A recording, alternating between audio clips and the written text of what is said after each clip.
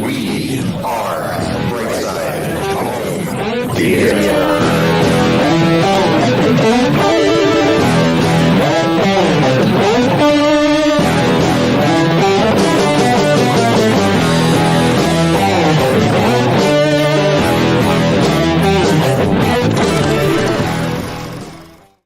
Hey, home theater fans, welcome to the Brightside Home Theater Podcast.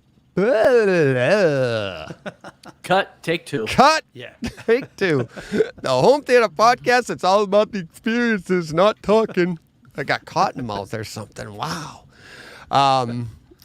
All right, so we're off to it. We're on Sights, time. the Sounds. Right. Scenes. All right, yeah.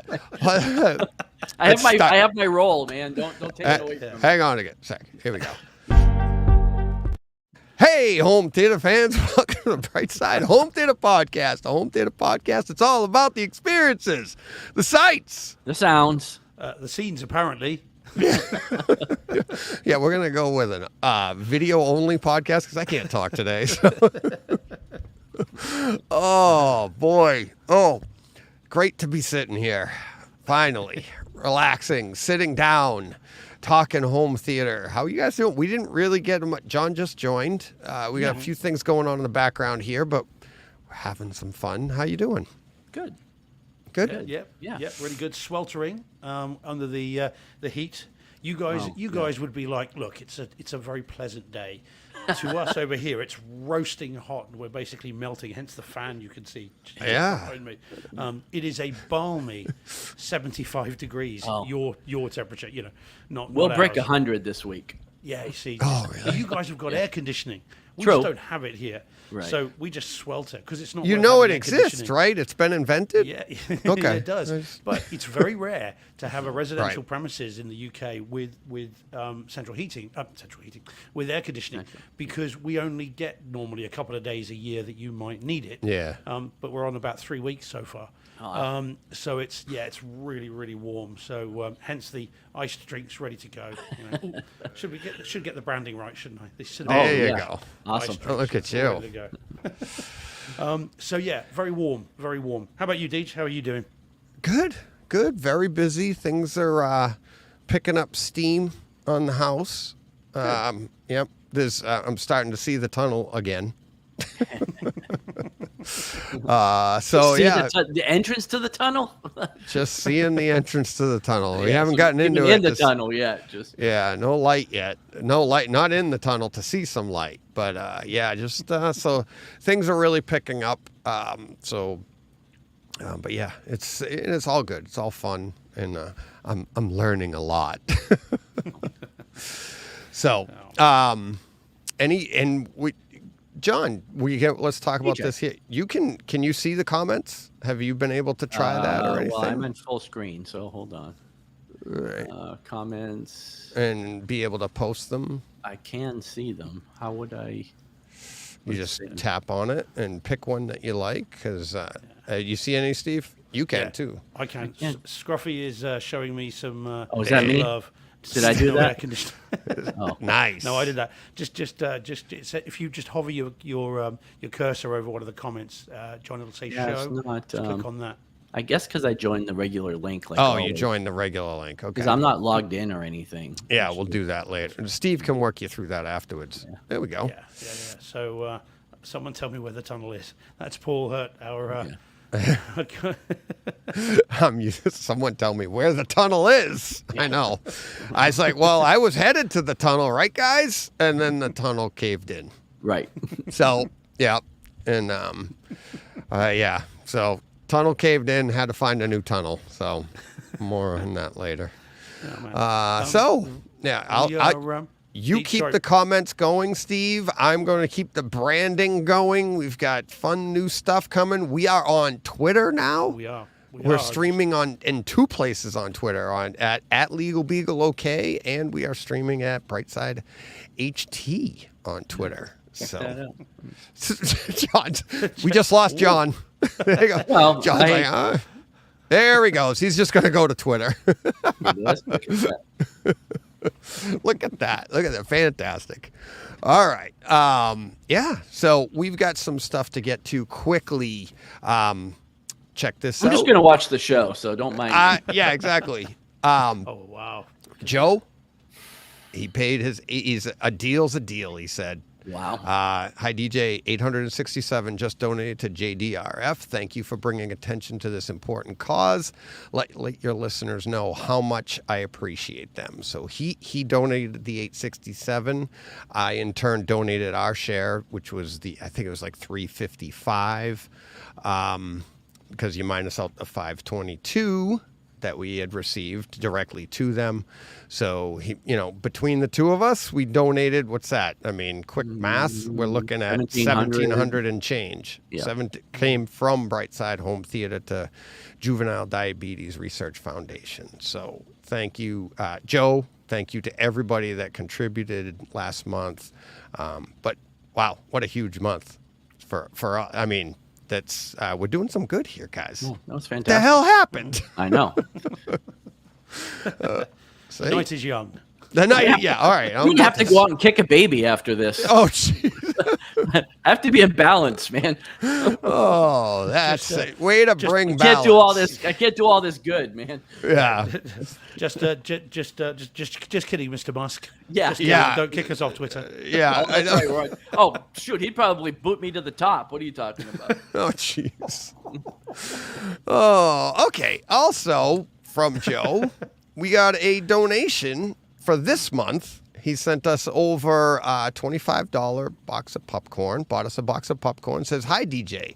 I wanted to let you know I made a donation and would like to let everyone know how much I appreciate the show and the equipment purchased through AV Science based on recommendations. Whether it has been a new projector, replacement bulbs, or speaker upgrades, avscience.com has always made it easy. Regards, Joe Klusnick." And I'm like, perfect. Thank you very much. Thank you for the support. And yeah. That's for AV Science. Yeah, so we will have more on. We have a new segment in the middle of the show, so look out for that. That'll be fun. But are we ready to get to this week's real HT experiences? Sure. All righty.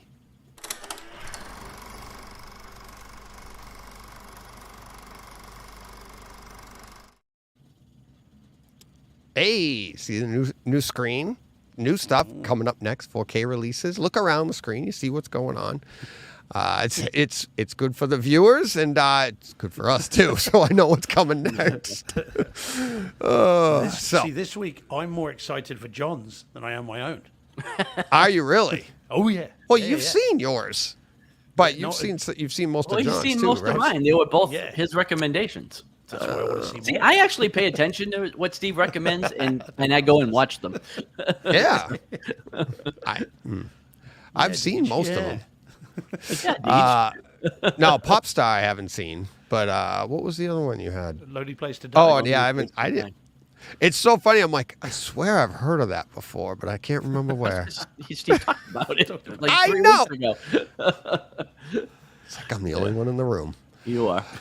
Oh, all right. Here we go. We ready for our first one up here? We're gonna start off with Steve. Get our update on your House of the Dragon. House of Dragons. So I am, let me see, 6, 7, and 8 now I've done, so Oh. I've got 2 more to go. So I have now got beyond the Rubicon that is episode 7. And yeah, no problems with that whatsoever. Yeah. It's absolutely fine. I now know, because I remember you guys talking about that beach scene.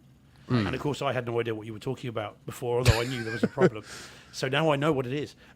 Yeah, there's no problem at all with the disc. And a properly calibrated display, it's fine. It is dark, but it's not a problem. Yeah, what it's I supposed to be liked- dark. It's night. Well, quite. Well, yeah, but if you can see the purple of the dress, then your screen is calibrated the right way, I guess. Yeah. It was all good, but yeah, very fun. What I like most about that episode, though, is the sound of the sleeping dragon. The dragon, because it moves around the screen as the kid, can't think of his name, is walking towards it. You can the camera moves around it, and as it moves, the noise of the snoring sleeping dragon moves with him. And I thought that was very cool. I really like that. Nice little subtle kind of effect. But yeah, really enjoying it. Really fun. Still looks great. Sounds great. And I'm looking forward to the last two. I'm trying to ration them though, because I dread to think how long it's going to be before we can next. Yeah, sit down, 2025 fix a Game of now. Thrones. Yeah. I mean, I think I might do what you did, John. I think I might go back and just start rewatching Game of Thrones. I've got Yeah. the 4K set, so I think I might end up doing that. You know, It's now beautiful. seeing kind of where I it mean, goes. it's really, really Yeah. nice. The Yeah. only problem is, I know I'm 99% certain that my set's going to have the faulty discs like think? yours did, and Yeah. I can't swap them because I've had it for over 2 years, and so I'll just have to watch the Blu-ray for those episodes, you know, and then go back to the 4K. I mean, none of them were prolonged. Like it was a minute and a half on a scene. It's not like Oh, the whole really? disc was ruined. Oh, It okay. just would get pixelated. It would freeze. You could kind of fast forward to the next scene and keep Okay. going. So Ah. you don't have to switch discs necessarily. Oh, but I right, mean, okay. I wasn't, you know, like I wasn't going to accept that if I didn't have to. But No, quite. it didn't necessarily like stop you from watching the entire disc. Did it happen in more than one place on one? It disc, happened or- on 3 separate discs, a couple of times. I ended up swapping out 3 discs across different seasons. So it was just a weird. I don't know.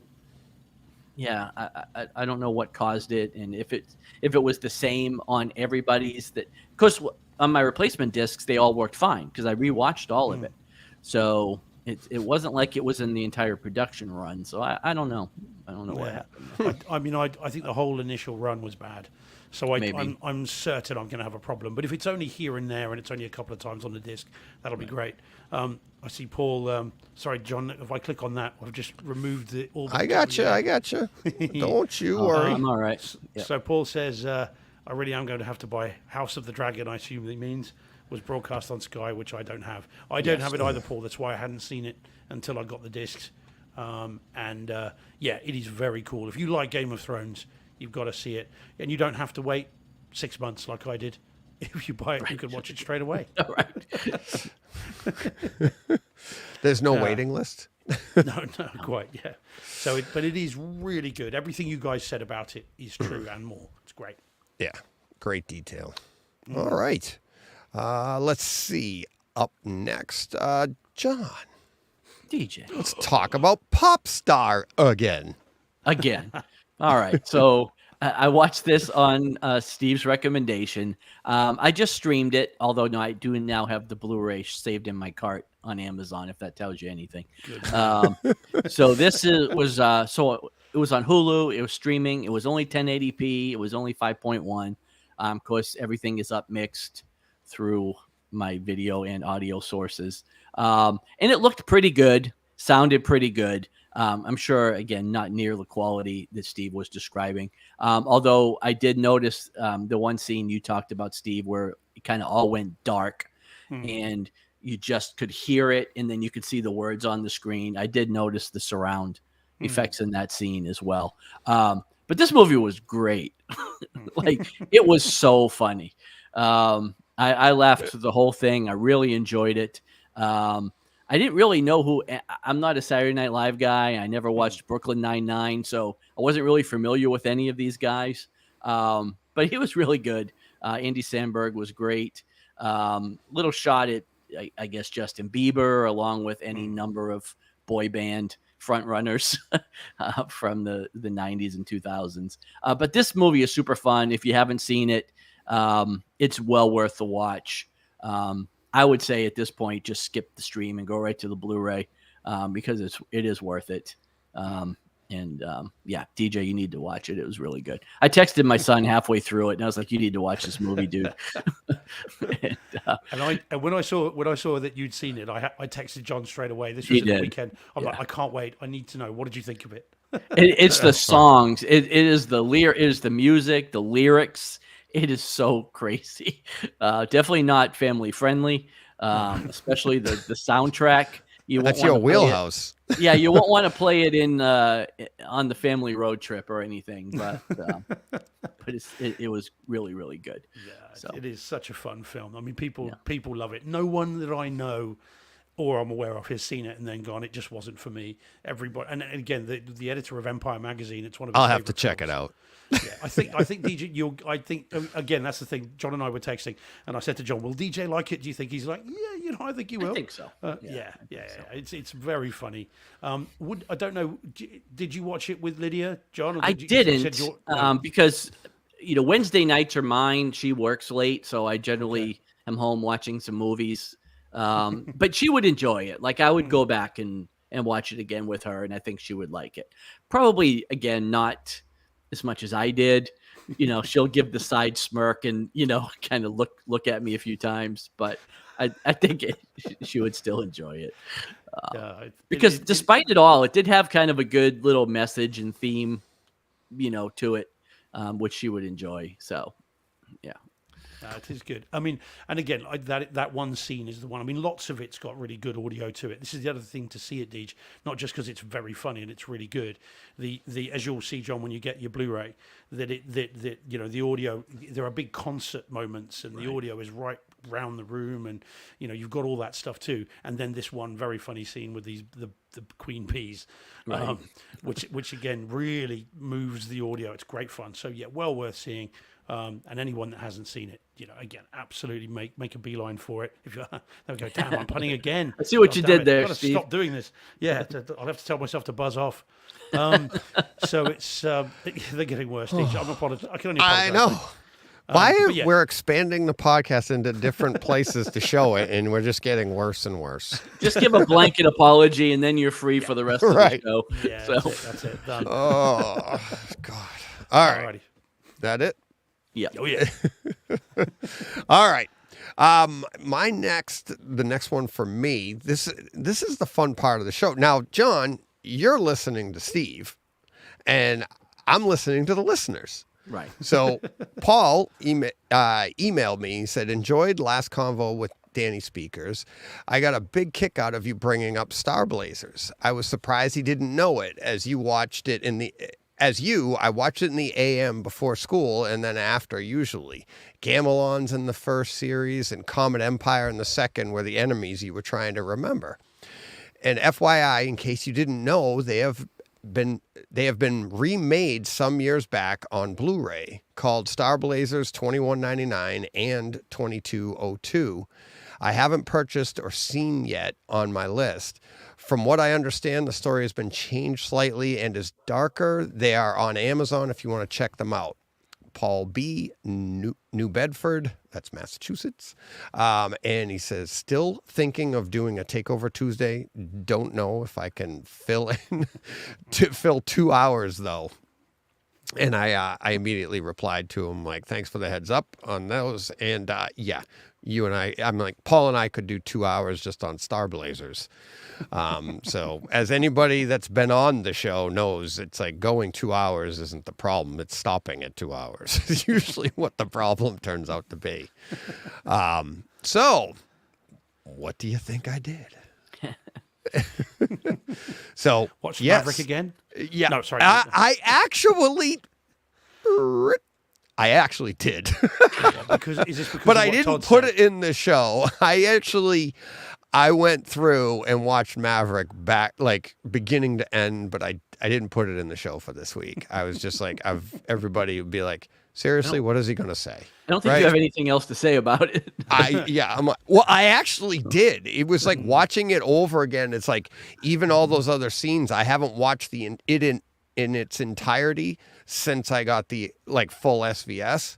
So now getting the different scenes, the bar scenes, some of the other, I can't remember, what was the one that stuck out to me that I was just like, and it was just a talkie scene, But anyways, see, maybe I'll put it in the show for next week.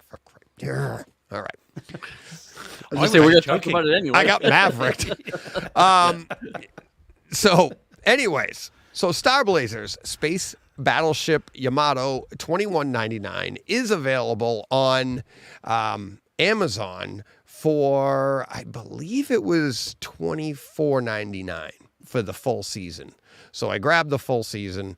I was watching it, and it is good. It's if you're a fan of the original series, which was out in the 70s, it's basically the characters are all drawn exactly the same. Like they look exactly the same as they did in the 70s in the original series. They all have different names though. Like, I feel like I'm just guessing that what they did is they didn't give them American names this time around. Whereas remember it was like Derek Wildstar, Nova, Avatar. Captain Avatar was the captain of the entire, or Admiral Avatar maybe, or whatever. They all had Americanized. Yeah, and in this one they don't. I'm 4 episodes in, and I haven't really learned their names, but you know who they all are. As soon as they show up, you're like. So I watched 3 episodes on Amazon, and what I found was I had to go to +3 on above reference just to get a better, play it a little louder. And then I was like, well, you know what? Let me see. Is it available on iTunes? Well, yes, it is. So I bought it there. Because Here we go. well, I didn't just buy it, but I bought episode 3 to see if there was a difference. So I compared the two, and there is. It's a little bit more dynamic on iTunes. It's $2 more for the entire season. Each episode is the exact same price, ironically, at $2.99 on both of them, I think. But it played a lot nicer here. The interface going back to it on iTunes was a lot nicer. It's like Amazon is, and it's got to be a really good show for you to go there because it doesn't always just show up. They give you that shuffle thing all the time. It's like, where's my continue watching? I'm like, they pushed it down a little further because they want me to see this latest thing. So I found that this one was better. And so I am 4 episodes in. I went back and watched the first 2 episodes of the original, and it is very, very close to the same story. It is darker for sure. This one here, there's more detail in the battles. The battles look a lot nicer. It's way more modern. The explosions are nicer. Back then it was just, if you haven't seen it in a while, it's just very rudimentary drawing. It's just like boom, and then they just show this. That's it. This one here, it looks way more like modern day animation. The explosions, the sound. There was actually rumble in my room on both of them, but as I said, the iTunes is a little bit more dynamic, and it's a lot of fun. If you're into any of this Japanese animation from the 70s and 80s, this one here, I plan on going. It's part 1, then they have part 2, and then they do have the as Paul said, the other season, which is, what did he say it was, 2202. Yeah. So I plan on going through all of them. They're 25 minutes each, and I watched one upstairs. It just wasn't the same. It definitely is a decent home theater experience. Not reference level by any stretch of the imagination, but it was a lot of fun. And I'm doing it every morning, 25 minutes. And if I can get to another one that night, I'll do it as well. But yeah, a lot of fun. Really, you watched this stuff too, didn't you, John? Oh yeah, I loved Star Blazers, Battle of the Planets. Yep. Voltron. Guy King, yeah. Grandizer. Watched all of the Grandizer, yeah. Yeah. Grandizer, go! Yeah. All those growing up. Oh, yeah. So, and this almost sent me down that rabbit hole too of like, let me see if I can get Grandizer and Guy King and like all of the, and remember the commercial during those things in the toy store that was, I think it was like towards Boston or something. It was like, they'd run the commercial during these shows, and you could go there and buy all the, models of these things. Yeah. And the robots and everything. And yeah, it's so good. So good. But yeah, it is definitely, darker, more adult like for instance, in the opening of the first episode of this, there's the explosions and there's a battle that takes place that isn't even in the first one. They just tell you about like what's going to happen. It's more voiceover stuff. but in the battle they have, and I don't want to spoil it for anybody, but it is a very old series. But in this one, there's two people. There's a ship about to explode in the middle of space, and there's two, I guess, astronauts or cosmonauts. They're on the outside of the ship, and this one is holding the other, and they're about to die. And they did that. One of them says to the other one, and he's like, I can't see. Mama, is that you? It's just so corny. Like, oh my God. And then I think it was Avatar, Captain Avatar or whatever. He has a line in the first one when the enemy that he's fighting says, surrender or die. And then in the new version, he goes, tell them I said nuts. I backed it up. Did he say nuts? I back it up. Tell them I said nuts. And I was like, nuts as in N-U-T-S. I even put on the caption, closed caption, and I'm like, yep, that's what he said. I'm like, that is so corny. Then I go back and I watch the original, and it's like the exact same thing, only he doesn't say nuts. He says something like, I don't know, but it was some other obscure word. It like that wouldn't fit there. So I don't know if it didn't translate from Japanese or whatever, but it was like most likely. But it was some other corny line. So there was a little differences like that. But a lot of fun. And it's I think, like I said, iTunes was like $28 or $27.99. The other one was $24.99. So some of the people in chat are feeling their age. Oh yeah, Steve says yeah. Steve, I'm saying I'm way too old for this. Yeah, Astro Boy is a stretch for me. You're never too old. No way. Although Paul also then says, I'm in the same boat as Steve. I missed any animation made after 1978.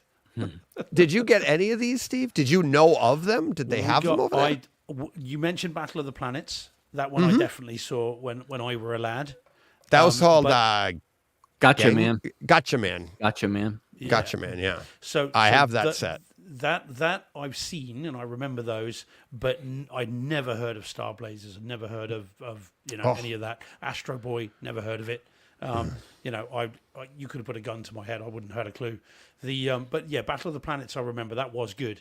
I mean, we didn't. I mean, in fact, Paul Hurt in the chat might be able to confirm it. I mean, we didn't get a lot of that sort of anime stuff really over here. And bear in mind, of course, when I would have been old enough for this, I would have been in New Zealand. I didn't come back from New Zealand until I was 9. And if it was hard getting it here, it'd be even more difficult in New Zealand. Yeah. So yeah, but Battle of the Planets, yes, and then that was it. I think. Did you guys ever see one called Jace and the Wheeled Warriors? Did you guys ever get that? No, I've never heard of it. That was a similar kind of anime type animation, but I think it might have been an American cartoon. But there you go. Yeah. So that was a lot of fun. So highly recommended if you're a fan of those. So check that out. What do we got next? We are up to, here we go. This is a fun one. Yes. Yeah. So for those listening, this is Shazam! Fury of the Gods. Now, so guys, you've seen the Kaleidoscape version, haven't you, Deej? Oh yeah. Yeah. And John, have you? I know you saw it in the theater. It's the theater. Yeah, I don't own it yet.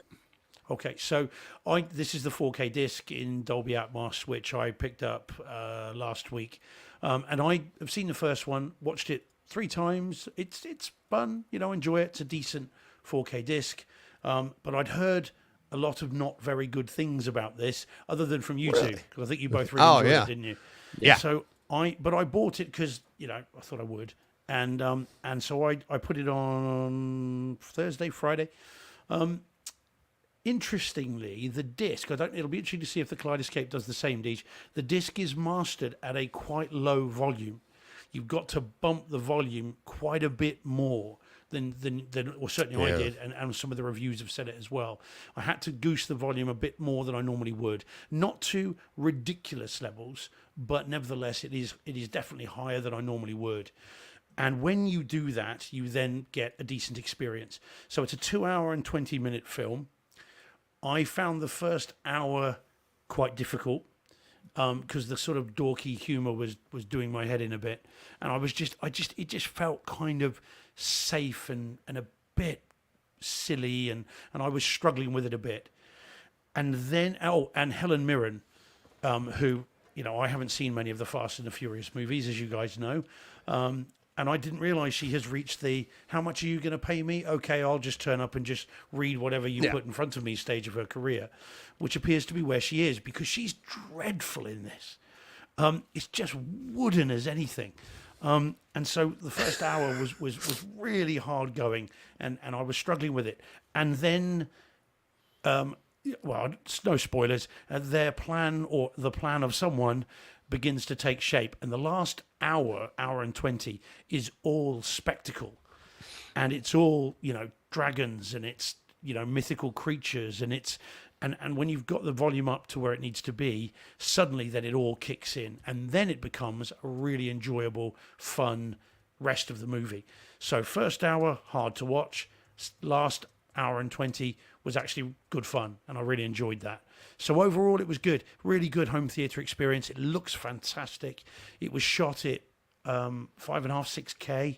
And it's a native 4K transfer. It looks fantastic. Every little bit of stitching on the costumes are all clear to see, and it sounds great when the volume's been adjusted as well. So I did enjoy it, and I think overall I would recommend it, and I suspect that most people will enjoy it, probably more than I did. But I did really enjoy it, though. I thought it was really good. Yeah, really, really good. Yeah, I didn't notice anything on the Kaleidoscape version as an issue. I really enjoyed the audio, as a matter of fact. I really liked the movie, too. So I've seen it a couple of times, and I didn't feel like I had to bump anything. I've gone back and watched different scenes of this, for the 4K, for the audio. I mean, there's a lot to take in, and I think John and I said that after we'd seen it in the theater, we couldn't wait to see it at home, because we knew how much there would be, you know, the way this was shot and the action scenes and stuff. So Apparently, I can wait. yeah, well, that's true. No, but us just saying that it would be a great home theater experience, and I really do think it is. Just kidding. It is. So, Yeah, it as I said, I think the last hour and 20 is great. You know, again, with there were a couple of the reviews I read afterwards mentioned this sound bump as well, so it's not just my system. It's definitely something with the disc. For some reason, Warners don't normally master them low, but this one just happens to be. But yeah, as I said, don't get me wrong. The first hour, the setup was troublesome, but once it kicks in, it really does look and sound great. So, you know, I'd recommend it. I think most people, as I said, will like it more than me. But yeah, it's very, very good. Did you see what Blue Wave says? Yes, I'm not going to post it. You posted it. God, there you go. I got rid of it. You got the swear in there. I can read sorry, it. I missed that. Yeah. So Blue Wave says DJ didn't have to bump it because, you know, that was reference level all the way. And it's but here's the thing. It's like, and I want to come. But Steve's reference is his reference too. Exactly. Right. Thank you, John. And that's just it. It's like, just because I go to reference, it doesn't make everything. I mean, rising tides raise all boats. So, like, if it was a low mix, I would have noticed, because I would have been like, just watching Star Blazers, I was like, this isn't normal streaming. It felt a little lower. So, and that was, of course, watching Star Blazers at reference level. Have to. So, but yeah, reference is reference. So. Reference, if Steve's reference is -10, that's still reference for him. Right. And then he has to bump it, or, you know, if he has to bump it from there, it still would be the same for you. Right. At zero. So. Exactly. So, meaning that that's why it's important to always listen at this. If you care about stuff like this, if you care about trying to figure out which track is, you know, how they measure up, then listen to this at the same volume every time. And then you adjust accordingly. Like, some tracks are really, really loud, so you might back it off a little bit. But if you have the same starting point, then you'll know and hear the differences in the tracks. So, and you'll also hear how many are very, very similar, and they mostly are. And it's very rare that you have to bump one way or the other. So. All right. Really good. What's that, Steve? So I was going to say, but it is, as I said, overall really good. And don't let me put you off at anyone that's thinking of it. You like the film, then you know, it's a great presentation. But, you know, so yeah, it's all good. I'm starting to recognize how Steve, like, how these movies or these experiences are ranking in a system by the picture he sends.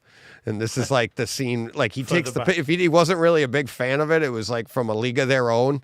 All right, a little further away. It's like, what is that on the screen way over there? Taking it from outside through the window. Yes. Yeah, like he's in his From the shop. media closet in the back. It's like, oh yeah, what did I watch this week? Let me just put it on. Ugh. Oh, it's fine. I'm just kidding. All right. Up next for John, it's a lonely place to die. Lonely Place to Die. And this was, I believe, Paramount Plus. I can't tell from my picture. Yeah, there. I don't remember. You I would think know. it was Paramount Plus. But it was definitely streaming. It was 1080p, 5.1 5.1. audio. Again, everything up mixed. Now, I had an issue with this. I see it. It's AMC Plus, actually, is what it was. Okay. I had an issue with this stream, I think, because, Steve, I don't remember you mentioning this when you went through it, but I had a lot of issues with the bass in this movie, to the point where I thought about the way you described Halloween Ends. Like, it was obtrusive and not enjoyable. And I really think it was the stream or the service more so than the movie, because like my entire house was just rattling like everywhere through the whole movie to the point where, I had to really turn this down, and I almost got up and shut my subwoofers off to watch the rest of the movie. Whoa. Because I did enjoy the movie, and that's Yeah. the thing. Like, I didn't want to stop watching it, and I don't think this would be the case, because I've watched a lot of bass heavy stuff, and you get a little rattle in the house. You guys all are aware of my setup by now. I'm not in a dedicated room, so I mean, I do get some rattle. But this was worse than Dune. It was worse. Yeah, I mean, I've watched a lot of stuff with a lot of bass, and this was really irritating to me to watch for some reason. So I'm curious to see it again in another format. But I found it very, very distracting for some reason. That's definitely the stream, John. Definitely the stream, because the Well, I Blu-ray. think so. Yeah. Yeah, the Blu-ray's got some nice audio to it, but it's not, not reference. You're not going to dig this Right. out to demo it 21. Nothing about the audio particularly stands out. Yeah. So it's And it was it's more that, and it wasn't like explosions or crashes. It's just that tension building bass, when they're just trying to build tension in the scenes. But like I said, my entire house, like my windows were rattling, my pictures were rattling on the walls. It was really, really bad. So I think it was just AMC Plus. I think it was the stream. Something about it was poor. All that being said, again, it looked really good, being 1080p and, again, being kind of up converted to 4K. And the movie is tight. It's short. It's like 90 minutes. So there's no fluff to it. Like, you're kind of right into it right at the start, and it takes you all the way through the end. And it was, like I said, a tight thriller, and I did enjoy it. I really liked the movie, but I was kind of bummed that my experience wasn't so good with it. So, but again, definitely a Blu-ray to pick up. I don't think it's out in 4K. No, it's only the Blu-ray that I've got. just in It's Blu-ray. it's a very low budget thriller, so you wouldn't. Right. I'd be very surprised if it turns up anywhere in 4K. Yeah. But I'm glad you enjoyed it. Well, for your next two recommendations, then, John. Yeah. Let me know what to watch. Got a next pen? week. Yeah. I would genuinely say Wind River. That is one to see next. And then I've been looking Olive for it. Henry. I can't find it for free. I'm either going to have to really? buy the disc or pay to rent it, because it doesn't stream anywhere. I would say basically free. genuinely, knowing you guys as I do, that's one to buy. Yeah. John, you'll love it. And there is some. Talk about bass. There is some bass in that towards the end where there is a gunfight that is almost a literal punch to the chest. Right. So that would be my next one for you. Give that a go. I really want you to see what you guys make of that. And both of these I should have bought. Like, I would have enjoyed both of them, and I liked them enough to where, if I think I'm only ever going to get one watch out of it, I won't buy it. I'll just stream it and be done with it, But both of these movies I could see watching again. And so I probably will pick up the disc for both of these Yeah. And look to Wind River as well. So Yeah, that one in particular, you guys will both love that. Have you seen Hell or High Water? Either of you seen that? no. No. That's a Oh film wait, I with- did watch it. That was Yeah, I Chris gonna say, Pine, right? Yes, exactly. Yeah, I and, watched it after you talked about it. Yeah. Again, I streamed that as well. But you enjoy that? Yes, I did. I really did. Well, Wind River's by the same people, Okay. and it's the same somber tone, but it's got I'd really see it so we can talk about it because it'll be amazing. But again, Deej, I think that's one to see. I don't know whether it's on Kaleidoscape or not, but if you get chance to watch it, really give it a go. And again, I see Mike Schramm just saying in the chat there that Hell or High Water is great.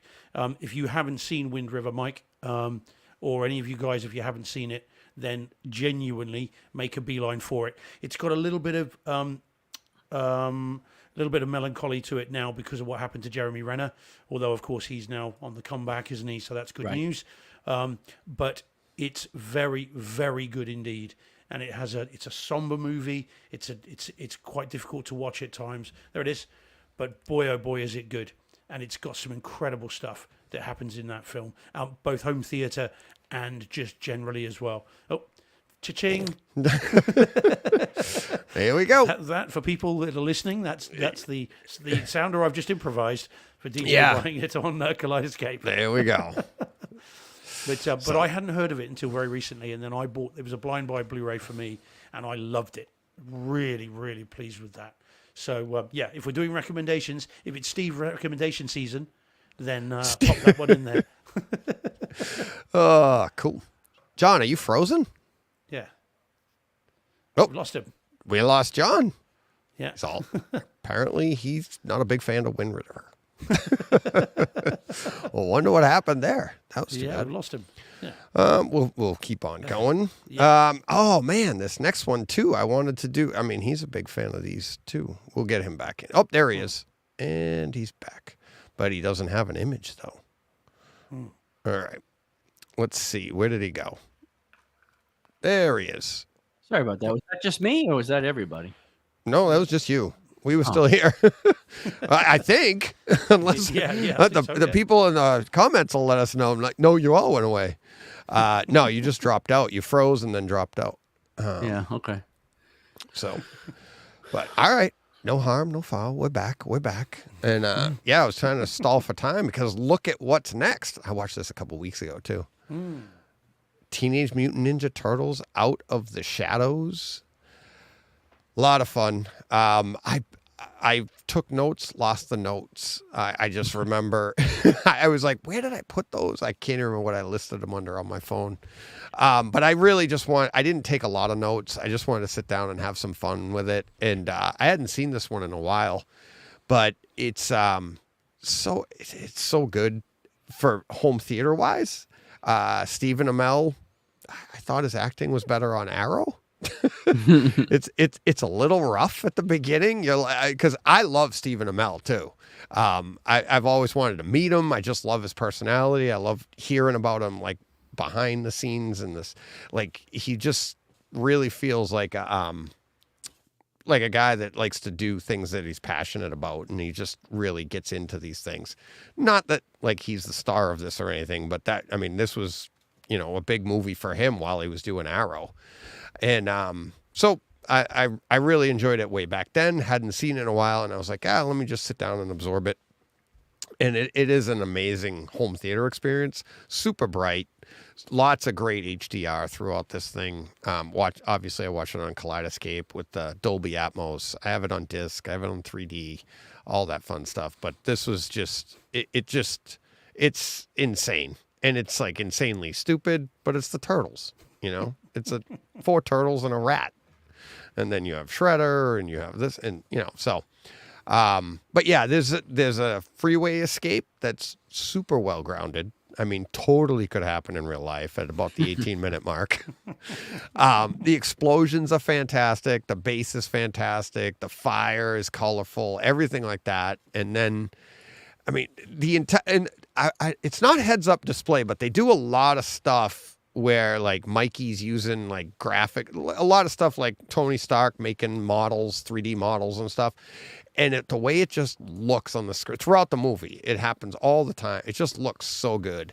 They go into a building, and what's her name's playing April. She was in the first Transformers. There you go, Megan Fox. And she goes into a building, and for some reason, this is early on, I thought it was the building from Running Scared. Remember that with remember Running Scared and Yeah. The end with Jimmy Schmidt as the bad guy. And Yeah, Gregory that's Hines right. And, Yeah. Billy Crystal. Oh Yeah. And for some reason, she walked in, and I was picturing that was the building she was going into with the escalators and stuff. But I don't think it was. But I don't know why that triggered it. But yeah, it just looks really good. It's a fun home theater experience. Again, from like the 108 mark till the end of the movie is just bonkers.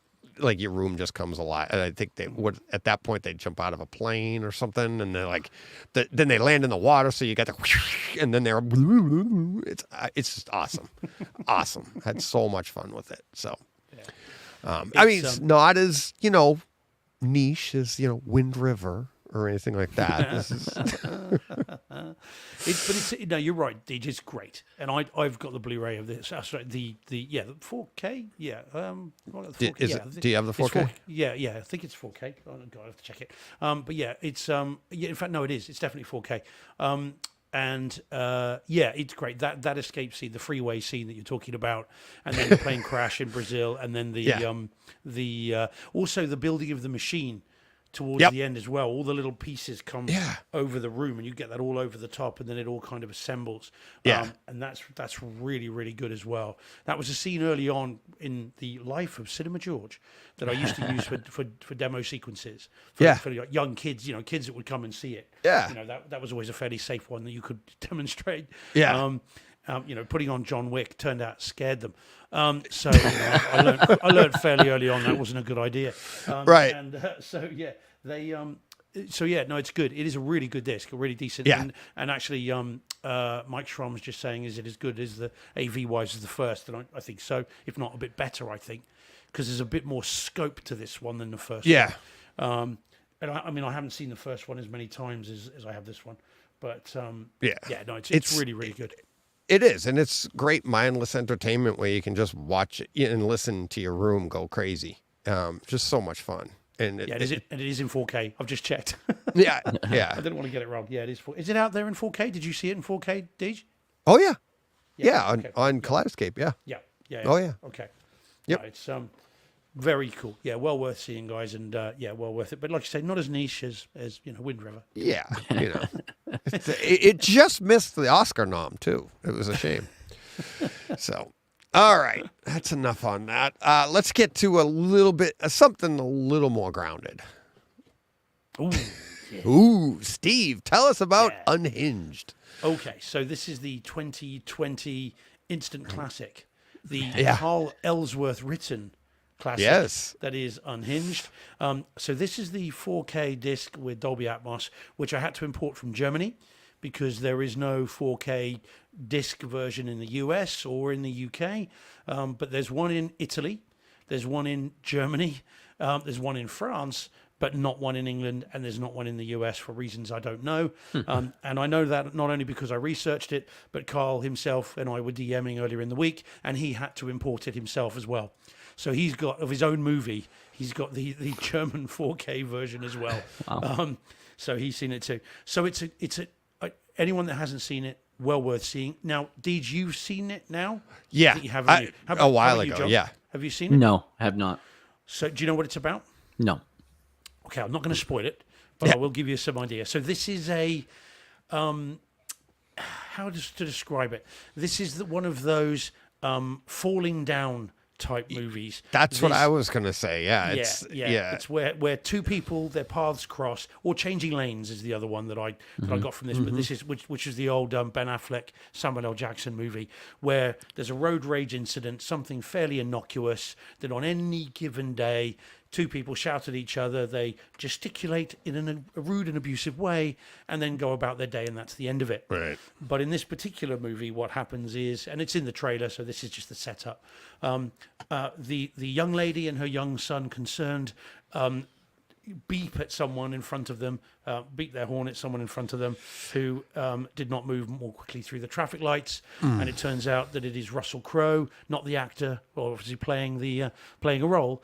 And although, to be fair, Russell's reputation is perhaps precedes him. But anyway, we won't talk about the phone incident in the hotel room. But anyway, he happens to be someone who's having a bad day himself and going through troubled times, and decides to show this poor young lady and her young son what a bad day really looks like. And from there, it becomes it's a very taut 96-minute thriller. Again, like a bit like No A Lonely Place to Die, but this one with the gore and the guts and the real violence. It's a very, very violent movie. I love it as well. I think it's great. How come whenever we get to gore and guts, it's Yeah, like, that's what I say. and I love it. you, Yeah. I think you even say like, I love it, even like differently than every other time. It's like, and like Turtles. I love that movie. I love that. It's a great home theater. It's like this, the gore and the guts. I love it. Oh yeah. It's like, Is that how I sound? yeah. No, well, quite. Well, yes, that is the way to my heart with these sorts of movies. Is guts and gore. I know. So probably quite literally, actually, as it turns out. But anyway, Well. but yeah, I really do like this. I mean, it's very nihilistic. It's very mean and nasty.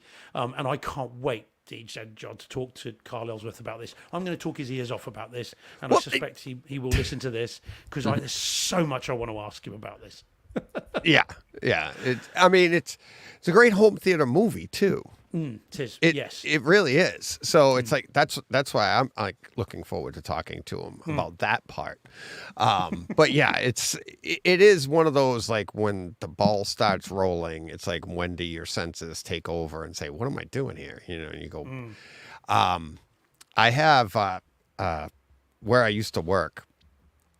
We didn't have, this was long before you had monitors and stuff, but we had our phone number, the company's phone number was on our trucks, and we had one of our techs who was also a supervisor. So he was in charge of people.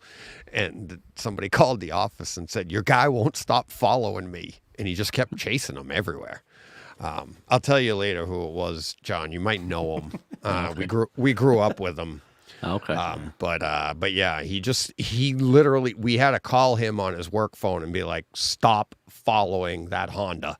And he's like, but he just got off the highway and just kept following them. He's like, I'm going to see where they live. And they're like, they're not going home. They're just waiting for you to drop off. They're not going to stop. Because they knew he was like right on their butt. And I'm like, you're a nut job. It's like, what a nut. That's kind of the like, guy I worked with. Did either of y'all see Beef on Netflix? No. Very similar. It's similar. It starts with a road rage incident. It stars Stephen Young and Ali Wong. But yeah, they get into a little road rage incident in the first 5 minutes, and then it's just 10 episodes of one-upmanship of vengeance, and it's very dark. And I don't know. I liked it, but it was pretty pretty bad. This is one of those movies where you're just shouting at the screen, or you feel like shouting at the screen. Just stop. Yeah, everyone just take a breath and let it go.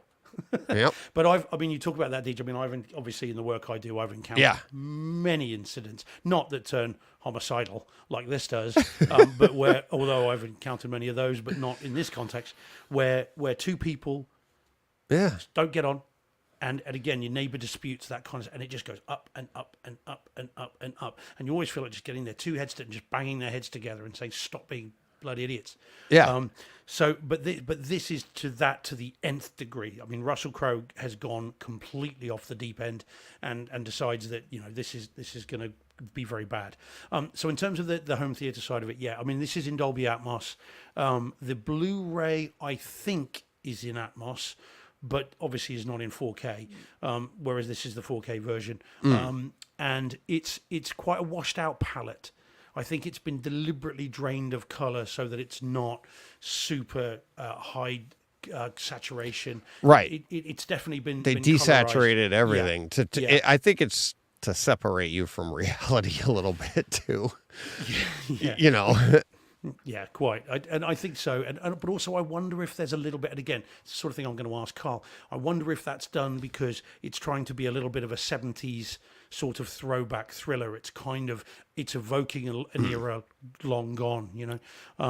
So I don't know about that. But, and then the audio is good. There's nothing, I don't think you dig this out as a demo disc. I don't think there's anything in here you'd go, right, just check this out. But what is there is functional, does what you want it to do. There are some bangs and some crashes. There are some car crashes and some bits, but nothing that you know is demo worthy necessarily, but fits the film very well. Exactly. And again, those in the chat, I know Mike saying that Mike Schramm saying it's new to him as well. Then it is worth seeing, and you'd be able to stream it. I'm sure it's on a streaming service, but I would say if you can get hold of the disc, then do that. But it's just see how you go. Just try it. I think you'll really enjoy it. If you like those kind of thrillers. I mean, Falling Down is not as graphic as this. It's nowhere near as violent as this. No. And Falling Down's much more grounded. And I know that sounds silly even as I say it, but it's heightened, but it's not heightened anything like this. This is this is your ultimate nightmare. And I dare say you won't beep your horn at someone in traffic for a few days afterwards, just in case. Oh yeah. Yeah, no, I mean, I take that stuff literal because when you're out and it's like blind or something, just go, just like. And when I was younger, I was stupid, but now it's not worth it. It really isn't. No, quite. All right, let's get to now. You want to talk grounded? We got this one coming up here. This is hyper realistic. Everything, man, can't wait. Oh yeah, 65. I'm still not crazy about the title.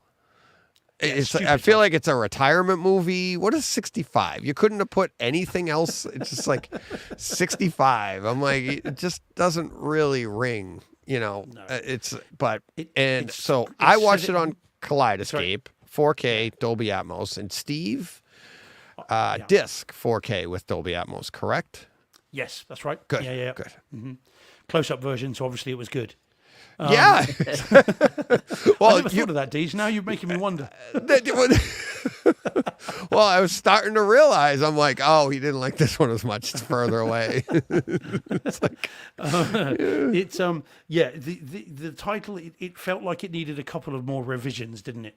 yeah. Like a spec script. Someone just 65 will do. We'll come up with a proper 65 name later. what? It's like, it's like, I mean, it should have just been called Spacemen versus Dinosaurs, and we'd have all been there for that. I love the premise. I love I love the idea of the story. There's even a little few nods in there to our history that how maybe, whatever. It was fun. I had a lot of fun with it. I liked the family aspect of it. I enjoyed that. I probably enjoyed the first 52 minutes more than you did, right? Because I saw your tweets about it. Like you didn't really enjoy the first 52, but after that, the home theater experience is. I thought it was really good up until then too. But yes, that's where it really takes off. And I retweeted the screen grab of what happens, and I wrote in my notes, I'm not going to tell you what it is, but it's a fantastic scene. Trust me, you'll like it. And it is. It's at the 52-minute mark. I was like, holy cow. So, go ahead, Steve. Yeah, well, in terms of the film, as I put in my tweet, the first 50 odd minutes was just so generic for me. It had become a game for me, thinking, right, where have I seen that before? So we have the asteroid sort of causing the ship to crash. Right, that's pitch black. We've got the guns; they look a bit like Starship Troopers. We've got the dinosaurs. Okay, well, obviously Jurassic Park and any one of a number of other movies you care to name, and all this stuff. And so it became a game as to where have I seen that before. The beach scene at the beginning is a bit like Contact with Jodie Foster and her dad towards the end, And so I'm just like, I've seen this before, and I don't, and I was luckily the home theater aspect of it up until the 52-minute mark was enough to keep me interested. I was at least watching it because there's some nice three-dimensional stuff at the beginning as they're going through the That's what the I had various it. voids. Yeah, it looked really nice. And then Yeah. the music kind of, again, I know I say this a lot, but sort of floats around the room and sounded really nice. It crept into the overheads. There was some, there was some quite nice stuff here. Let and me there. read you my opening notes. Opening Yeah. has a great 3D feel to the picture. Audio is really nice with score filling the room and surrounding you. So it's like, I mean, and it really did. It's like, it was, I mean, and stuff like that, especially for home theater nerds like ourselves, that can grab you. And that kind of helps you, maybe if you brought your brain into the room, it helps you put it on the outside as you're going along, right? And you're like, that helps you enjoy the movie even more. And I thought they did a great job with the opening on that. They did, and it did look really nice. And again, it's Sony, so we've come to expect good things from Sony, and they did deliver. So I was able to keep interested with the "Where have I seen this before?" game. And then the, the home theater experience was at least keeping me invested. Otherwise, there are some movies that by the 52-minute mark, if it hasn't grabbed me, I'm switching it off. Or, I go and do something else and never ever come back to it. So when you get to this moment, and I mean, I'm not going to spoil it either because I just, even saying 52 is spoiling it a little bit. But when this incident happens, this thing occurs. And I think it's from there right to the end of the movie. It's almost like the director thought, you know what, we're not getting very far with this. Let's just throw everything at this from the 52-minute mark on. Because then you get all this stuff and you get all the atmospherics and it just goes bonkers. Or it's like the director goes, well, we've had it at 7 through this, off 1 to 10. We've had it at the noise, the experience has been a 7. Let's just have 11 out of 10 for the rest of it. Go on. And you can almost sense the director just going whoosh like that because the movie just goes bonkers from 52 to 1 minute 36, 1 hour 36. It's just demo material from 52 minutes to the end. I mean, that's how I felt. Yeah. It was just fantastic. From there, and so you can almost start. Those of you that haven't seen it, probably stream it first, maybe, because the guys in the chat are not loving it, and I get that. But from 52 minutes onwards, have a blast, literally and figuratively. Well, yeah, and you have this is a great way to do it. From Stephen Att is saying it was a whole hum movie for me, but when the 4K disc goes discount, I'll pick it up for the HT experience. And I mean that's about that. That's what we do, right? It's like if you can get it at a decent price and just enjoy it for what it is, kind of like Turtles, same thing, and it really, but it's worth it for if you can get it at a decent price for the home theater experience. So, let's see. Have you seen it, John? Zombie Rust 5 No, I haven't says- seen it. This will be a $10 Black Friday movie. Yeah. And I'll pick it up then. But Zombie Rust 5 says 65 was a little weak movie-wise to him. So I've heard that, and that's why I was, a little bit hesitant to grab it. And it was a listener that DM'd me. Sorry, I forget who it was, but they DM'd me, told me they saw it in the theater. Really, they enjoyed the experience in the theater. And then at home, they said, wow, it really is a great experience at home. So I was like, oh, all right. That's all I needed to hear. So I was like, and I'd heard mixed reviews before that. I'd heard people saying everything that people are saying in the chat, but I pleasantly surprised that the experience was that good. It was really good. So, and like you said, 52 minutes on is like demo material. It's it crazy. really is. Yeah, And a great picture too. Yes. The 4K picture was really, really good. Deep blacks, bright brights, vivid color with great saturation. I mean, it had it all. It really did. Yeah, and very three-dimensional, as we said. From the opening shots of the cosmos, whatever it is they're going through, it looks great. Longest movie has got to be before the credits come up. Was it like about 20, 25 minutes? And then you get the title. Yeah, exactly. It's probably the 65-minute mark. No. I think they forgot. I know. They forgot what the movie was. Oh, quick, chuck it on. Quick! They don't know what they're doing. They don't know what they're seeing. That's strange as well. Yeah. Out of nowhere. It's really odd. Yeah, it's the 6-minute mark. The meteor activity. It's like they're flying through space. I mean, the base, the surround, the everything all around the room, but the deep black. Okay, so what I thought was interesting is like that you're seeing these meteors in space, and the space in the background has almost like a like different depth to it. It's like there's some darker parts, but it's not deep black. But then inside the shadows on the meteors is actually a deeper black. Like the light couldn't get in there. But space, everything you're looking at in space is like a very, very dark gray.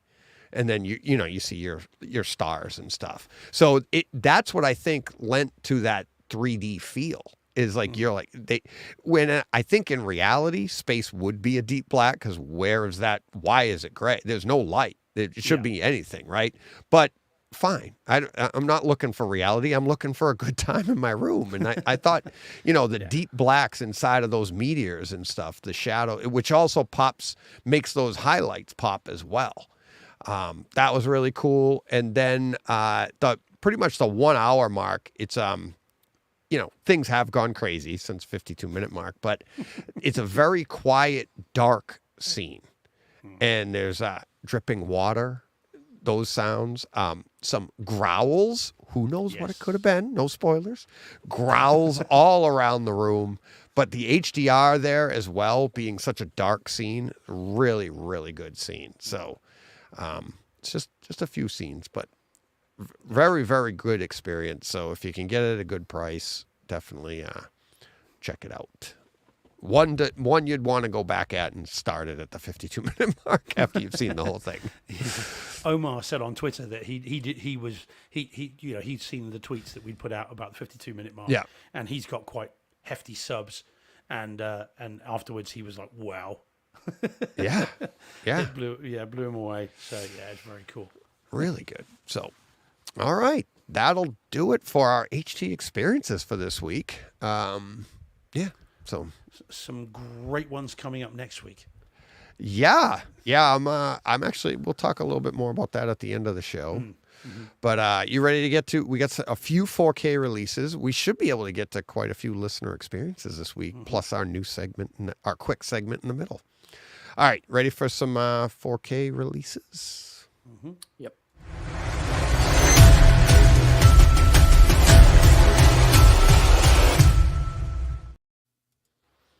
There we are. All right. Coming up on Tuesday, June 20th, Avatar, The Way of Water is coming out. And, there's quite a few choices. Buy them all if you want to. But a few choices in covers here. We have the standard in the top left, sorry. Looks a lot like the Target one? Like, what's the difference? Yeah. Has anybody seen the difference yet, other than the little cardboard flap that comes over? Then we have a Walmart exclusive on the top right, and then the Best Buy exclusive, which I think I like the Best Buy exclusive one the best. What about you guys? Yeah, Yeah, good. I think so. I agree. It seems the most different from all the other ones. I mean, they're pretty much exactly the same. Walmart's not bad, but I like the Best Buy one the best. So we've got to wait an extra week for ours. We don't get it until the 26th, I think it is. The following week, we get it here. Notice none of them are in HFR. yeah, I know. Cheers, James Cameron. You listen. I wonder to if they'll release it though separately. There's not been any mention of it. I know. So who cares? As long as I get it in the normal one. Well, I mean, if you'd like it, I'd like to see it because I'd like it as an option. It's just it's like, as long as you're not hurting anybody, I don't care if I like it or not. Does it hurt you, Steve, when I watch it in HFR? It's painful. It hurts my soul. I'll stop texting you then. Look at what I'm doing. All right. From 1998, we have Robert De Niro in Ronin coming in 4K. Great movie. Great movie. Yeah. I haven't seen this, I think, since 1998. Yeah, it's been a long time. I've Yeah. had this on DVD, Blu-ray. Yeah, I have too. You know, I've got the new Blu-ray, the Arrow one that came out a couple of years ago. Interestingly, Bill Hunt from the Digital Bits reviewed this yesterday, day before, Yep. and gave this A's across the board for video and audio. So this is one I'm going to be importing as soon as I can. I really like this film. It's nonsense. I mean, this stuff about what colours the boathouse in Hereford is absolutely just... And Sean Bean plays a really stupid role in it. But it's a very good film. The car chases in this are absolutely fantastic. And the shootouts, of course. So this one will be one to import straight away. Nice. Yeah, I'm looking forward to it. I haven't, like I said, I haven't seen it in a while, so it'll be fun to see it. But we also have The Firm coming from 1993. So Tom Cruise. Who's the author of these books? John Grisham. John Grisham. Grisham. Yeah. Was this the first one that set Yeah. off like all the Grisham books that ended up? No, I think Time to Kill. Yeah, well, the I Pelican. think Time to Kill came first. Yeah. Great film as well. That would be nice in Yeah. 4K. That's Yeah. great. The film where everybody looks very sweaty. Yeah. Yeah, those that yeah. take That place film. in New Orleans. Time Yeah, to but Kill. everybody- Oh, yeah. Mississippi or something, isn't it? Yeah. Oh, okay. I know the difference. It's Wow. deep south. It's south. It's sweaty. It's humid. Everybody. I, in that I read film- all those books when they first came out and saw all these movies. Oh, you read them all too? I read them all. Yes. I never got into the Grisham books for some reason. So The Firm is probably the one I've seen the least, actually. But it's out here next week as well, so I will pick it up. I'm not expecting great things from it, but I'll give it a go. And of course, as a British lawyer, any of this American lawyering stuff is I'm just going to tut Just throughout nonsense. it. yeah, it was a good Marvel thriller. 6-figure salaries. Think, what? Yeah. All right, and then also for Tom Cruise, we have Vanilla Sky. And I haven't seen this one in a while either. I don't like this one. Yeah, Really? It was a No, bit my boring, son actually, to loved remember. it. He kept telling me, "You got to watch this movie. You got to watch this movie." And I was like, "I don't like it." I don't know why. Was it any good from the 52-minute mark? That's what we really want to know. That's what. I saw it in the cinema, and then I saw it a couple of times, I think, since. And I just remember thinking vanilla is probably a good description for it for me. Nothing very exciting about it. It was just, But yeah, never mind. All right. That should. Whoops, wrong one. Boom. All right. That does it for this week's 4K releases coming out on Tuesday, the 20th. So we will go to our new segment here where look at us, everybody. We're just going to let everybody know you could find us on Twitter. See? And on, if you're watching on YouTube or watching the stream on Twitter, you know where Steve is and you know where John is and you know where I am. So you can find me at Brightside HT. You can find John at John Cerconi. That's right. Right, John? At Am I John reading it? Cerconi. Yep. Just flat out John Cerconi. flat out, yep. It's kind of small on my screen right here, so I Yeah. can't really tell.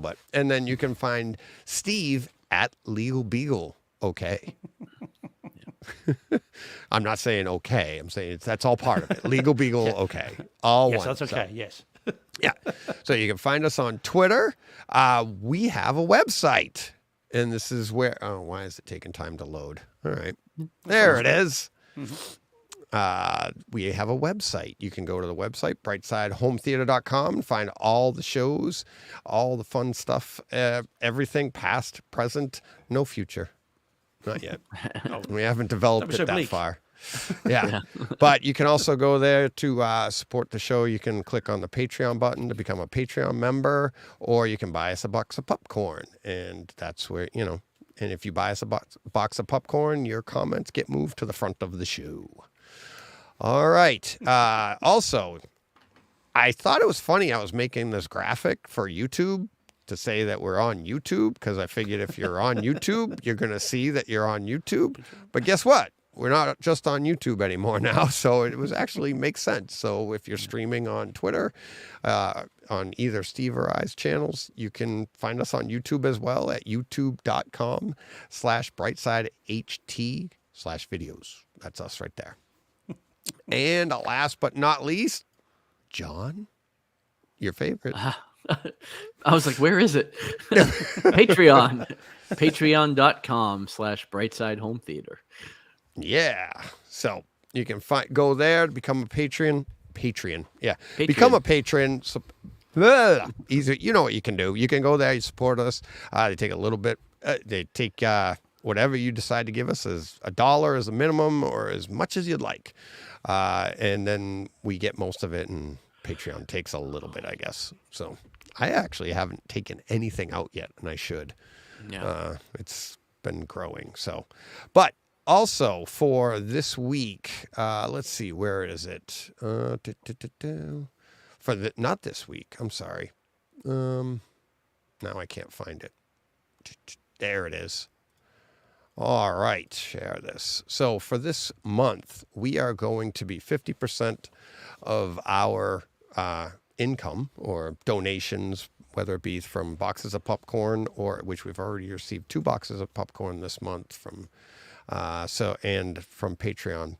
We're going to be giving to Autism Speaks this month. I had Jen was helping out over the weekend, so I was like, hey, it's a perfect time for this. We have one of our best friends. Their son is 22 years old now. He just graduated, and he's autistic and on the more, not, almost like Rain Man, kind of. It's so he's severely autistic, but he gets around, he does his things, and there's a whole line of the spectrum, but they need a lot of help. And so I asked my wife, what's the best autism donation that we can do? And she gave me this one. So, the links are in the show notes. Autism Speaks. You can click directly to donate whatever you want. Just let us know. And I'll let everybody know. Or you can buy us a box of popcorn, and 50% will go to Autism Speaks. So, but if you want 100%, just click on the link. So that's what we'll be doing this month. I have another autist. She worked with a kid today. I'll tell you guys after the show. I would tell it on the show. It's not a bad story. It's a fantastic story, but I don't think I could get through it. So I won't tell you about it here on the show because this is Brightside. So, yeah. All righty. Let's see. That's it for that segment. Up next, we have no tweaks this week, right? No. Anybody? No? All right. Let's get to listener experiences.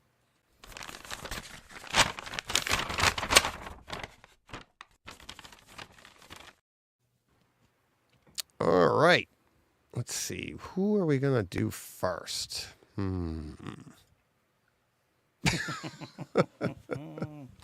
It looks more like Coneheads than the Fifth Element. Yeah. Yeah, doesn't it? Exactly. Yeah, if you're listening to this on the audio only podcast, You're missing out. yeah, big time. Follow us on Twitter because WV Brew tweeted this out earlier. It said, at Brightside HT, I hope I don't get sued, Steve. And he'd taken the box cover basically of Brightside, of the Fifth Element, and he imposed John, Steve, and I into the character spots. Actually added the Brightside logo in there as well. Pretty cool job. Pretty cool. Yeah. Looks really good. Pretty funny. Steve does look angry. He's on the cover. To be fair, if anything would get me to rewatch The Fifth Element, if we are going to become part of it, then I would rewatch it. Right. So if someone wants to go in and via CGI replace all of it, fake the whole movie. with the 3 of us, done. Yeah. Do I have to be Mila Jovovich through the whole thing? See, now that's the whole point to see it, John. Yeah. I want to see you in that white duct tape. I have to be Lilu through the whole movie. Look, I'm telling you, there's love in the chat. Look at this. Stephen Att says, love it. Great Blu-ray cover. Paul Hurt says, it's a special edition release. I'm telling you, there's desire for it. WV Brew, get on this. Come on. Yeah, exactly. Yeah, we need It was, special steelbook edition. I showed it to some friends of mine who were absolutely wetting themselves. That it was brilliant. So funny. It is a funny one. I like want to see what's in the reflection in your glasses. Yeah, well, you can like, zoom that into would it. be It's funny. me. It's a selfie I took, so you'll see No, I know. me on Yeah. the Yeah. The do we want to encourage this though? Because I fear with our listeners Why not? and our We're viewers, going to be it's on gonna every more- movie. Yeah. yeah. I'm not sure I Okay. want to be blue for Avatar. I'm not sure I want to be superimposed on on Coneheads or Cocoon or anything like that. Well, I mean, we're all getting older. Yeah. I know, but it's like, what made you go there? Like Coneheads or Cocoon. I watched a documentary earlier where someone mentioned Cocoon, so it's in my head. As long as we're not on like Sophie's Choice. Yeah. Okay, which one? Oh no. All right. Or on Coyote Ugly or something like that, then things will get weird. Ooh. Magic Mike. Showgirls. Yeah. Magic Mike. Magic Mike, the horror show. There's some gore. Hey, you speak for yourself. Yeah, I am. But it was very cool. And WV Brew did this out of nowhere as well. This I wasn't- know. We didn't say anything. He just came out with it and just posted it. No, there hadn't been a Fifth Element comment in a long time. Well, I think that's why he's trying Yeah, to exactly. stoke the flames. Yeah, exactly. I don't know. Oh, all right. Up next, we have Greg, and this is John Brock and Speakers. Which one of you guys want to read that one while I load a few more? Want me to do it? I don't mind doing it. Is this ahead. Greg, your son-in-law, Greg? Yes, Or it someone- is. Oh, there you go. Right. Okay. So, well, I can't do the accent, so I won't try. Okay. So, Greg, I hope you don't mind. I think he's in the chat. Apologies if it's read in an English accent. So it says John Brock and Speakers. It's an email, or is it a text sent from my phone? Oh, I know. Doesn't really matter. It says you and John Brock had me I thinking forget. again about speakers. And I'm listening to some YouTube videos while I work, and as I learn more, I realize how little I know more and more. Some speakers having adjustable tweeters to aim at the MLP, main listening position, and how the woofers don't matter as much to be pointed at the MLP. And I'm only on the hardware side right now. I'm sure the software tuning side is just as if not more complicated. Sent from my phone, Greg. P.S. Get some milk on the way home, Deej. Okay. We don't Way live out of the together. We've been Towns in the house apart. a lot doing the work. I know. Yeah, that's true. Yeah, it's funny, and it is fun listening to him, helping him when he asks for it. But he does a lot of stuff on his own, so it is a lot of fun to watch him learn and experience. It's like you can read about this stuff all you want. You can watch the videos. You can watch, and I think that's what's really difficult now for new home theater fans. It's like when we were starting, you just had to try. You didn't even know what you were trying to do yet, but now it's like there's so much out there to tell you how to do it right. And then you've done it, but how do you know it's right? How do you know what you're hearing is right? How do you know? And then they're like, oh, well, get these speakers, do this, do that. And the levels of complication are just, with every step, just grows and grows. And I find myself overwhelmed for them. It's because when I learned before all this stuff, and now you can sift it. You just automatically sift it out, right? And then, but now it's like, well, what about this? But I can adjust my tweeters. And I can do this, and I'm like, oh my god! It's like, should I do this? Should I do that? And not just Greg. I mean, everybody seeing the stuff online and everything. It's like, just have fun. Listen to what you want to listen to. Learn what's good to you, what's bad to you, and it takes time, because it's going to take time for you to realize, oh, I can get this a little bit different. And then, do you like that? And why is that different and stuff? So much to it, but yes, very complicated. Yeah, I mean, I think you're right. I think you perhaps need to pick someone or somewhere you trust, someone you trust, And then, if you need some guidance, by all means get that. But you've got to be careful because it's an infinite rabbit hole, isn't it? Well, So, oh, I was just saying, there's a lot of misinformation or bad information being presented as fact, and if you're new, you don't know, Right. right? Yeah. So it's Sometimes it's not even misinformation. Well, I guess misinformation would probably be the best way to put it. It's like, and I've talked to listeners about this. I've talked to, people have emailed me questions and stuff, and just people in general. And it's like, oh, I heard this.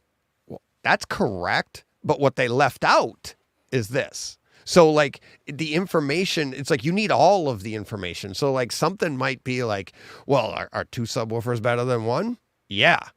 Okay. Well, and then you see all the pictures of subwoofers put at the front of your room. So you think that's it. It's like, no, that's not even the best way to put your subwoofers in your room.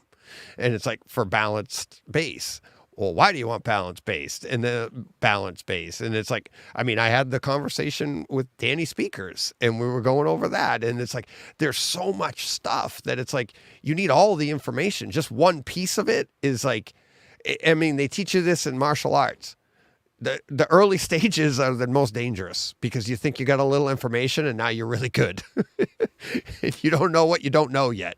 And it's the same thing. It's like, I got one piece of information. You got a ways to go.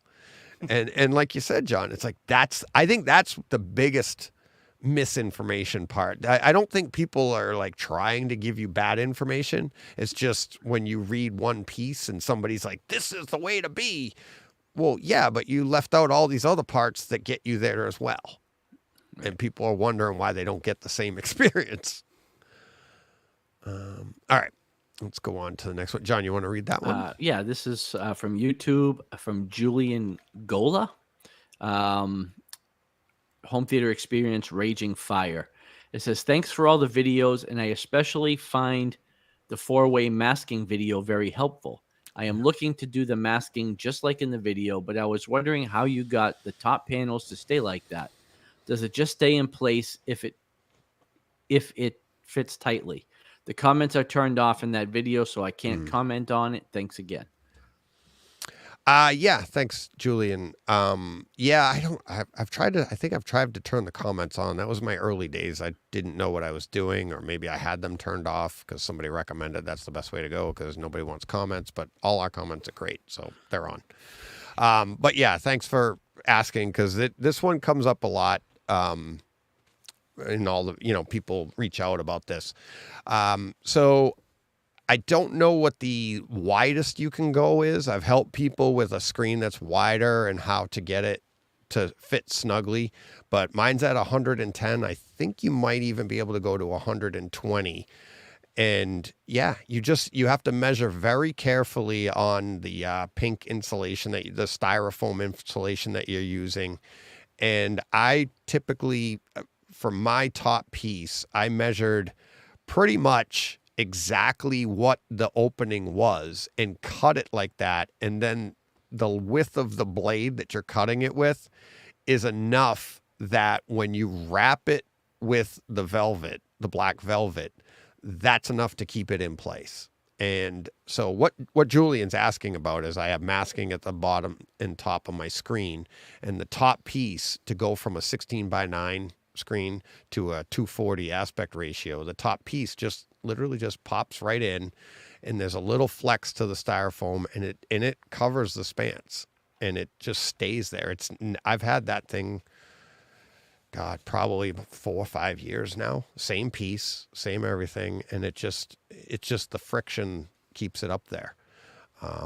And, a little bit of trial and error. I'd say make sure I'd rather go when you're cutting it, make sure that you go a little bit too wide because you can't add on after the fact.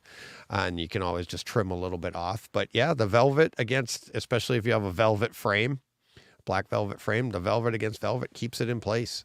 So, yeah, it's a popular video. A lot of people are using that. So, especially from this website. Popular for this website anyways. All right. Next up, another one from WV Brew. At Brightside HT, excellent movie at 1 hour 43 mark. Really impressive ambient sounds. The crickets sound like they are 10 feet outside the speakers. 5.1 upmix to Neural X. We Are All Hostels. I've never even heard of that. Have you heard of that, John? Steve? No. Yes, No, I'm it just looks like checking to see whether Christian it's the Bale, 4K, though, right? whether it's the 4K disc I've got. I have got 2 versions of this. Yes, I've got it in 4K, and it's in it's only in 5.1. Yeah, so it's Master Audio 5.1 DTS. It's really good Western. I'm surprised you guys haven't heard of this. That Rosamund no. Pike. And Yeah. A lot of people really like it. And the first time I saw it, it was a little bit slow paced for me, a little bit languid, and I struggled with it a little bit.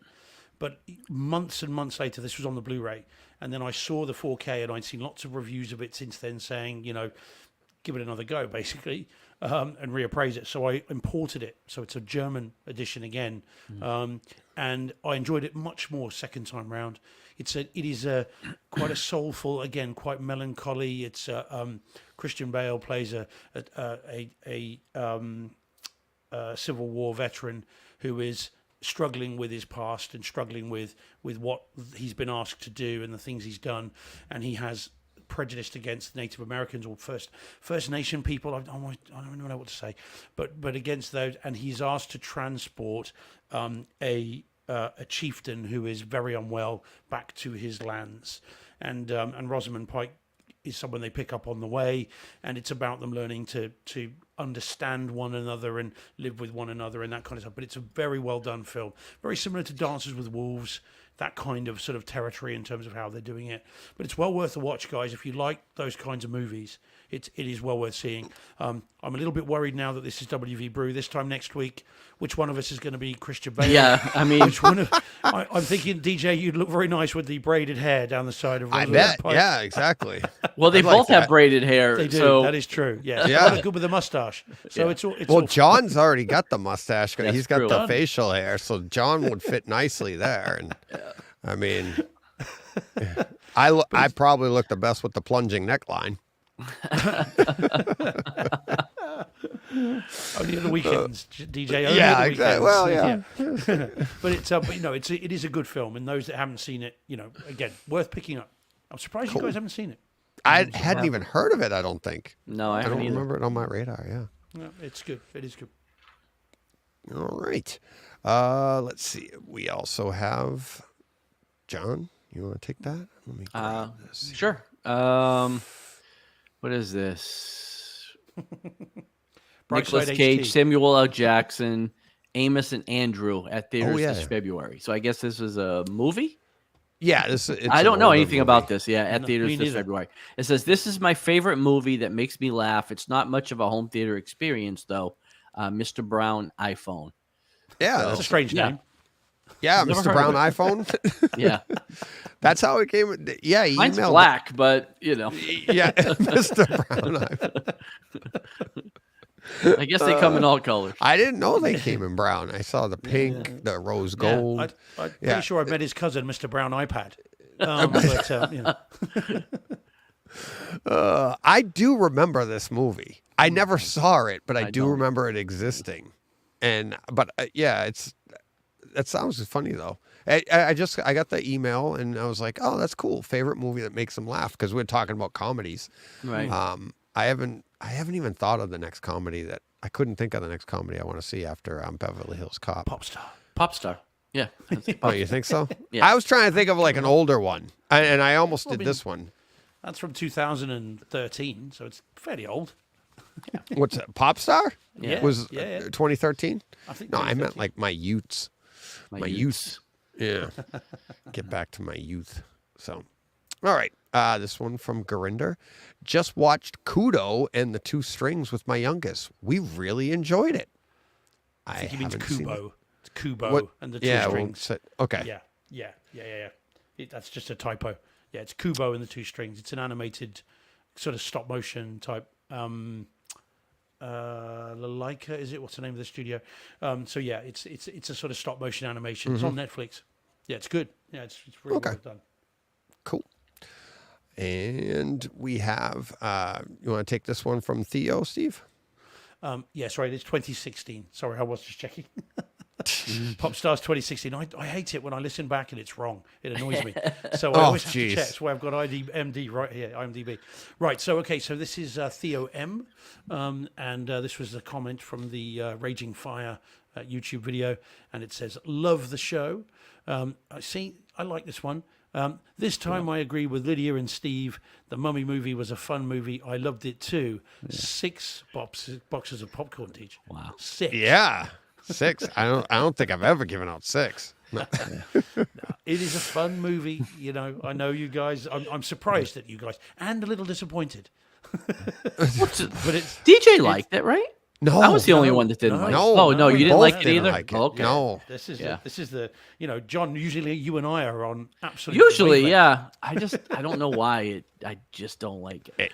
Yeah. No, I did not If like nothing it. else, And for I the home like theatre everybody experience. in it. I mean, I love Yeah. Brendan Fraser. I don't know. I'm probably gonna pick up the box set, like I said, because because Lydia likes Yeah. it a lot. So, and I'll end up watching it again. So we'll see. But I've seen it a number of As I times. said, It's not if like I nothing just else, saw it once. It's got a DTSX track. And Right. all the opening stuff, you've got all the swooping things and all the various plagues that the mummy visits upon Egypt. And there's a bit with meteors, coming to Earth and all that Yeah. kind of stuff as well. All that goes all over the room, and it sounds great. So if nothing else, it should be a decent home theater experience. Right. I just happen to think it's a classic movie as well. We have a couple of comments here in the chat that I thought were really interesting. Going back to our earlier comment about, knowledge and how there's so much out there. And Steve Att starts with it. He says the universe of HT is so much larger than it was 20 years ago. And then Zombie Russ 5 follows it up with the knowledge gap is pretty extreme when you first start the home theater journey. And I thought that was I think they're both interesting comments because it's funny. I don't think the universe is any bigger than it ever was.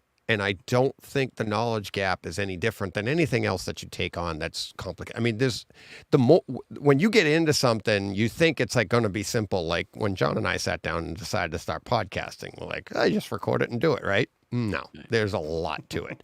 And as you get into it, you realize, oh, wow, look. And as you keep going, you're like, oh, I'm at the top. Nope, next rung. And that's when you realize how big it is. But and that's why I think the like home theater universe, it's just as big as it was when John and I started. The difference We have now, more options, better not technology. even. No. I would say, I think we're going to say the same thing, John. Then it's not more options; it's more attainable. Because everything that we're having now, like the large screen, a projection system, you could have that in 1988. Right. But it was going to cost you a couple $100,000. But now you can get that in your room in a better quality than an 88 too. But you're going to get you're going to get a nice big screen, and you can do that for everything for under like $2,000 if you really wanted to get a decent projector, 1080p. You can paint your walls, which I've seen people do. I mean, there's ways to do it, and I think that's the difficult part. Is like when John and I were starting, it wasn't even an option. We knew it was there, and it was like you could see all of this stuff, and you read it in the magazines, and you were like, well, I could never have that. But now I think people think, well, it's just so much bigger because it's like right there, right at the edge of your fingertips, but everything's pretty much the same. The media has changed. The physical versions have evolved. But it's not any different, right? Whether you have a disc now or we had VHS or we did have laser discs in the 80s, the discs have all changed, but nothing. And I think it's been simplified more, because I think like bass, I heard a conversation the other day about, SVS and subwoofers and how they took over for Velodyne and all of that stuff. The knowledge that people have learned on how bass works has been put into the products. And now we in turn are learning that stuff. So we have better bass response in our rooms that we could never have before. That, again, you had to pay crazy money for those subwoofers. But they were there. All of that stuff was there, right, guys? Yeah, for the most part. I mean, you didn't have like Dolby Atmos. You didn't have some of the sound codecs that we have now. That's evolution, though. Yeah. Right. But, Yep. but I mean, you still could do a surround sound Mhm. type of thing back then too. It just, wasn't object based like it is now. I think it might have been a bit different here. I mean, Paul in the chat, obviously, as a guy that is over here as well. I think when I started out, which was in the mid '90s, I suppose, for surround sound and everything else, there was not the availability here. You just didn't have the stuff here. It was very, very, very. I mean, it's niche now, but it was very, very, very, very niche then. And the availability of manufacturers and the availability of the equipment was limited.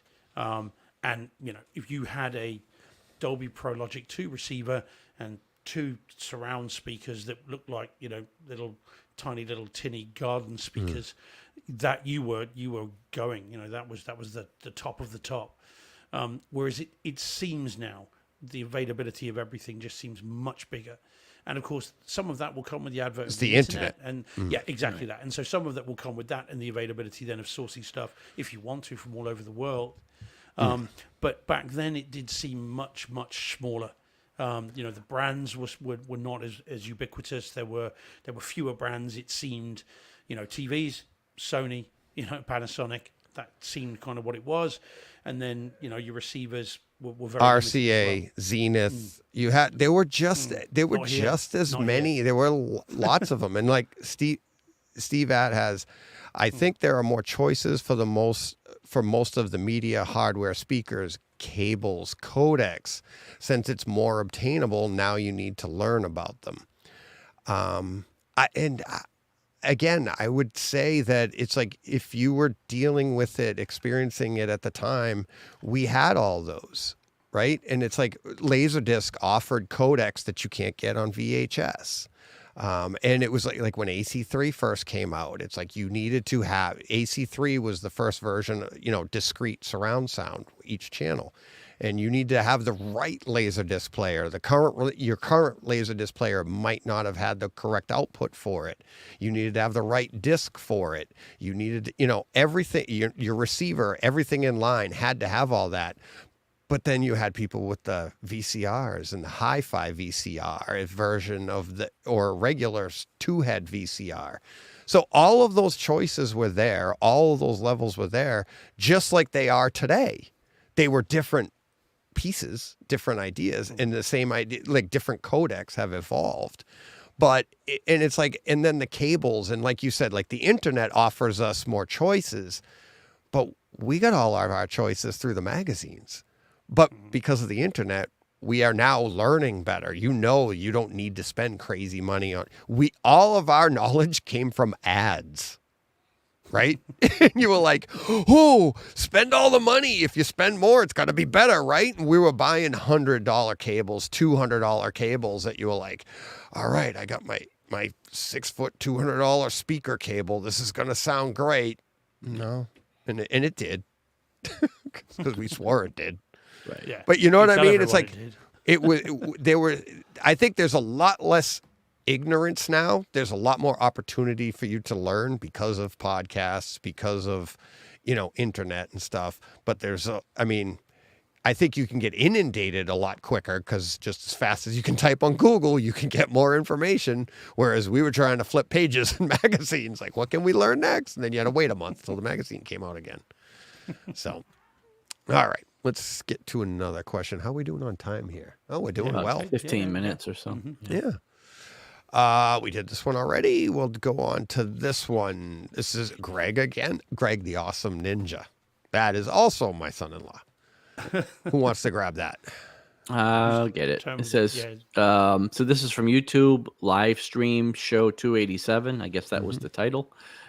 Question of audio or video. I lean towards audio because I went 18 years without glasses and never realized I couldn't see. So also slowly appreciating video more recently. Well, I mean, you don't, I don't know know how what he you was don't an know. awesome ninja if he couldn't see anything, but You've seen Bloodsport. You can yeah, do that's this with true. just a You don't, blindfold. You you know, don't Yeah. have to. it's all That's good. right. Your Don't- other senses take Don't- over, I guess. Yeah. Don't you remember Van Damme walking around the mat? The incredible acting. How he didn't get an Oscar for this. It's just, He was robbed. he was robbed big time, big time. But you know what's great about that? What I really liked about that comment too, 18 years without glasses and never realized he couldn't see. You know what I thought of right away? I went how many years with my NHTs and didn't know what I was missing in the frequency range that has been brought out since I got the, you know what? And it's the same thing. Like, you don't know what you don't know. So if you're just going around the world and you're like, this is what everything looks like, then you get the correct prescription and you put them on, like, oh my God, the whole world's in, 4K now. Right. And it's eye opening. No, nobody wants No, to. I agree. Very No, good, no, very good. the joke. Eye-opening, It's yeah, very eye-opening. good, Oh, yeah. yeah. It's Thank not you. just me that's punning this week, DJ. It's Yeah, good there to we see. go. Well done. Thank you very much. All right. This one here, Mikey Schramm. Yep. Says, I forgot to DJ. I looked at my son when it was over and was like, what just happened? And he said, you forgot it was 2 parts, talking about Spider-Man Across the Spider-Verse last week. So, But his son remembered. So right. No, I didn't say it didn't exist. no, I no, I'm said just saying it's yeah, funny that his son remembered, but he Yeah. didn't. Yeah.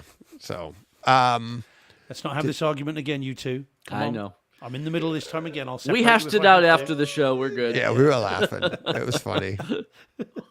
That was nothing. Yeah. You Oh, should yeah. see That's, us. yeah. That's nothing. Oh my Just- God. That's just friendly banter.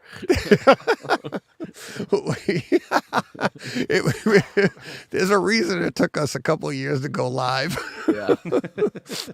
Oh boy. Oh boy. All right. Next one here. Listen, Steve, why don't you read this one? Yep. Okay. This one is Oh, in I'll several take that. chapters and comes with appendices and footnotes. Footnotes. Yeah, this will be a good conversation if we have to. We might end on this one. This is from Francis. Yeah. So this is Francis Amoako. So chapter 1. I hope you're sitting comfortably. Now I'll begin. Once upon a time. Yes, there was a night and everything. Okay, so you're all right, Deej. Deej is going to drown in the background whilst we're doing this thing. Oh God. Spit take. Okay, so it says, just this. A visual joke for those that are watching. Not listening. Okay, so just listen to your podcast with Danny Speakers. I disagree with you about taking away the mini DSP and using a Y splitter. I don't know what any of this is. I'm just curious, how do you calibrate your AV receiver? Do you use REW or just run Odyssey and adjust speaker levels? Or do you have a professional come in and set it up? I know you, so that for you, Lumagen and Projector. I would love a discussion on that on your podcast. The reason you have a Lumagen to let it do the heavyweight work from your projector, it gives the user or calibrator greater control in getting your display at its best. The processor in the Lumagen is far superior, the same for a mini DSP for sound. It gives you much more control in getting the best sound possible. You can even set presets for 2-channel or home cinema or calibrate it differently to suit your needs. What do you think? Please ask around or get someone on your podcast to explain it all. There you go. Chapter 3. So Dark and stormy night. I The thought night was dark. I read this and I replied back to him, but I'm glad this came in. I'm glad we got to this after everything that we were just saying about information. And it's funny because he's like, I disagree with you about taking away the mini DSP, and then goes on to explain why a person shouldn't have a mini DSP unless it's professionally calibrated. So that's all I'm saying. Like when Danny and I were talking about it, a lot of people want, and John is can chime in on this as well. And this, I mentioned John when I replied to Francis. I'm like, so when I got my Lumagen, I said, I don't want to set this thing up. It's too complicated. It does way more than I'm capable of managing, right? And I'm just afraid I'm going to screw something up. So I had it professionally calibrated. So Francis is correct. A mini DSP is like a Lumagen for sound. It can manipulate. There's many, many things you can do with it, right or wrong. So you have people out there reading this information online, get a mini DSP, and then they're going, is this right? I don't know. John did it. And what did you do, John? I had it professionally calibrated. Exactly. and so here's the thing. But I got my mini DSP. I had it professionally calibrated. I think it's an improvement in sound, and I'm happy with it. But I don't know a thing about it. Like, Right. if anything has happened since I've gotten it to throw it out of whack, I don't know it. Right. I don't have any way to know it. I don't know how to set up another preset. I don't know anything about how to use it. So it's there, and I'm assuming it's doing its job. But sort of like you with the Lumagen. Like, if something changed or went wrong, I mean, I guess you could visually see it, and I could hopefully audibly hear it. But, like, you don't really know. Right. You know what I mean? No. Like, And so my conversation with Danny, and this is where I think a lot of people, and this is what I don't appreciate about the forums, is that people will tell you, oh, like me, DJ, you should get a mini DSP. Why? You know how many people have told me I should get one for my room? Why? Have you ever heard me complain about my bass response? Have you ever heard me complain about my sound? But they think that you need to have one. Like they automatically think I don't have a good experience in my room because I don't have one. And that's not true. I'm enjoying, maybe it's not, maybe it could be better with a mini DSP, but I don't have the time to set that up, and I'd probably do more harm than good. So with Danny, the only reason we were talking about it is because Danny was trying to get the experience that he had here in his place, and he has a mini DSP. His subwoofers are capable of doing his subwoofers could do what they're doing in my room, and his room's slightly smaller. So I said, maybe take the mini DSP out, because that might be the variable. Maybe you're actually doing more harm than good because you're trying to equalize for the entire room when it's like just try to get it for that one spot. And so we had that whole conversation. So mini DSP just adds more complication. And if you don't know what you're doing with it, you could actually be doing more harm than good. And Dan's done a lot. He knows a lot about this stuff. But we all know we don't know everything. So maybe his settings were wrong, and we've all done that if something was off. But again, the reason we were having that conversation was because Dan wasn't happy with the sound that he was getting, and we were talking about how he could get the sound to be improved. And I was like, try pulling that out and see what happens. So, and that's what I thought. I mean, it's a great comment by Francis. He's absolutely correct, except for the part where he disagrees with me, because that's why I think a mini DSP is like, they're very difficult to set up, and you might actually be doing more harm than good. And like John did, I think it's a good idea that if you have the opportunity, if you can get somebody to come in and set it up for you, at least they could set it up and you'd know, okay, this is what good is. This is the best my room can get, right, John? That's what you thought after he left. You're like, all right, I can't make it any better. Well, right. Yeah. I feel like it's the best that I'm going to get in my setup, in my room, with my acoustics, with my environment. Right. I don't think it'll get better. Again, I'll never get what you guys get because I don't have the sealed space to pressurize with the bass, but I'm happy where I'm at, unless I'm watching Lonely Place to Die, and then I'm not happy at all. But otherwise, but again, like you said, I paid somebody to come in and do it. It sounds better. I'm happy, but I still don't know if it's right. You know what I mean? Like, you never know. Like, how can Right, you but really where would ever you go know? from here? Well, right. Well, you would just have to get somebody else to do it and see if it was any different. But, Right. you know, At some point, you just have to succumb right. You just have to trust that you paid somebody that knows what they're doing, and you just have to trust that they did it correctly. Same thing. Like, you could have a different calibrator come in, and your video could look completely different if somebody else came in and did it. You would hope not, because they should use standardized measuring tools. Right. But not everybody's as skilled with what they do as somebody else. So Right. yeah, I And guess getting that's the back to thing. like what Steve said earlier, get somebody you trust. Right. Listen, but the only way to get somebody you trust, especially in this day and age, because it's so easy to get a hold of a Anybody. wide array of people, Right. is that it's through time and like having their information actually pay off, right? And play out over and over and be like, oh, okay, I see that, they're pretty accurate, Right. Steve's been awfully quiet, and I think you actually have a great view on this, because you had your entire room done, and I mean, for all you know, you might have a mini DSP in there. Can we not talk, but I'm getting very conscious about my mini DSP. Can we not talk about? Oh, sorry, that's not what we're talking about.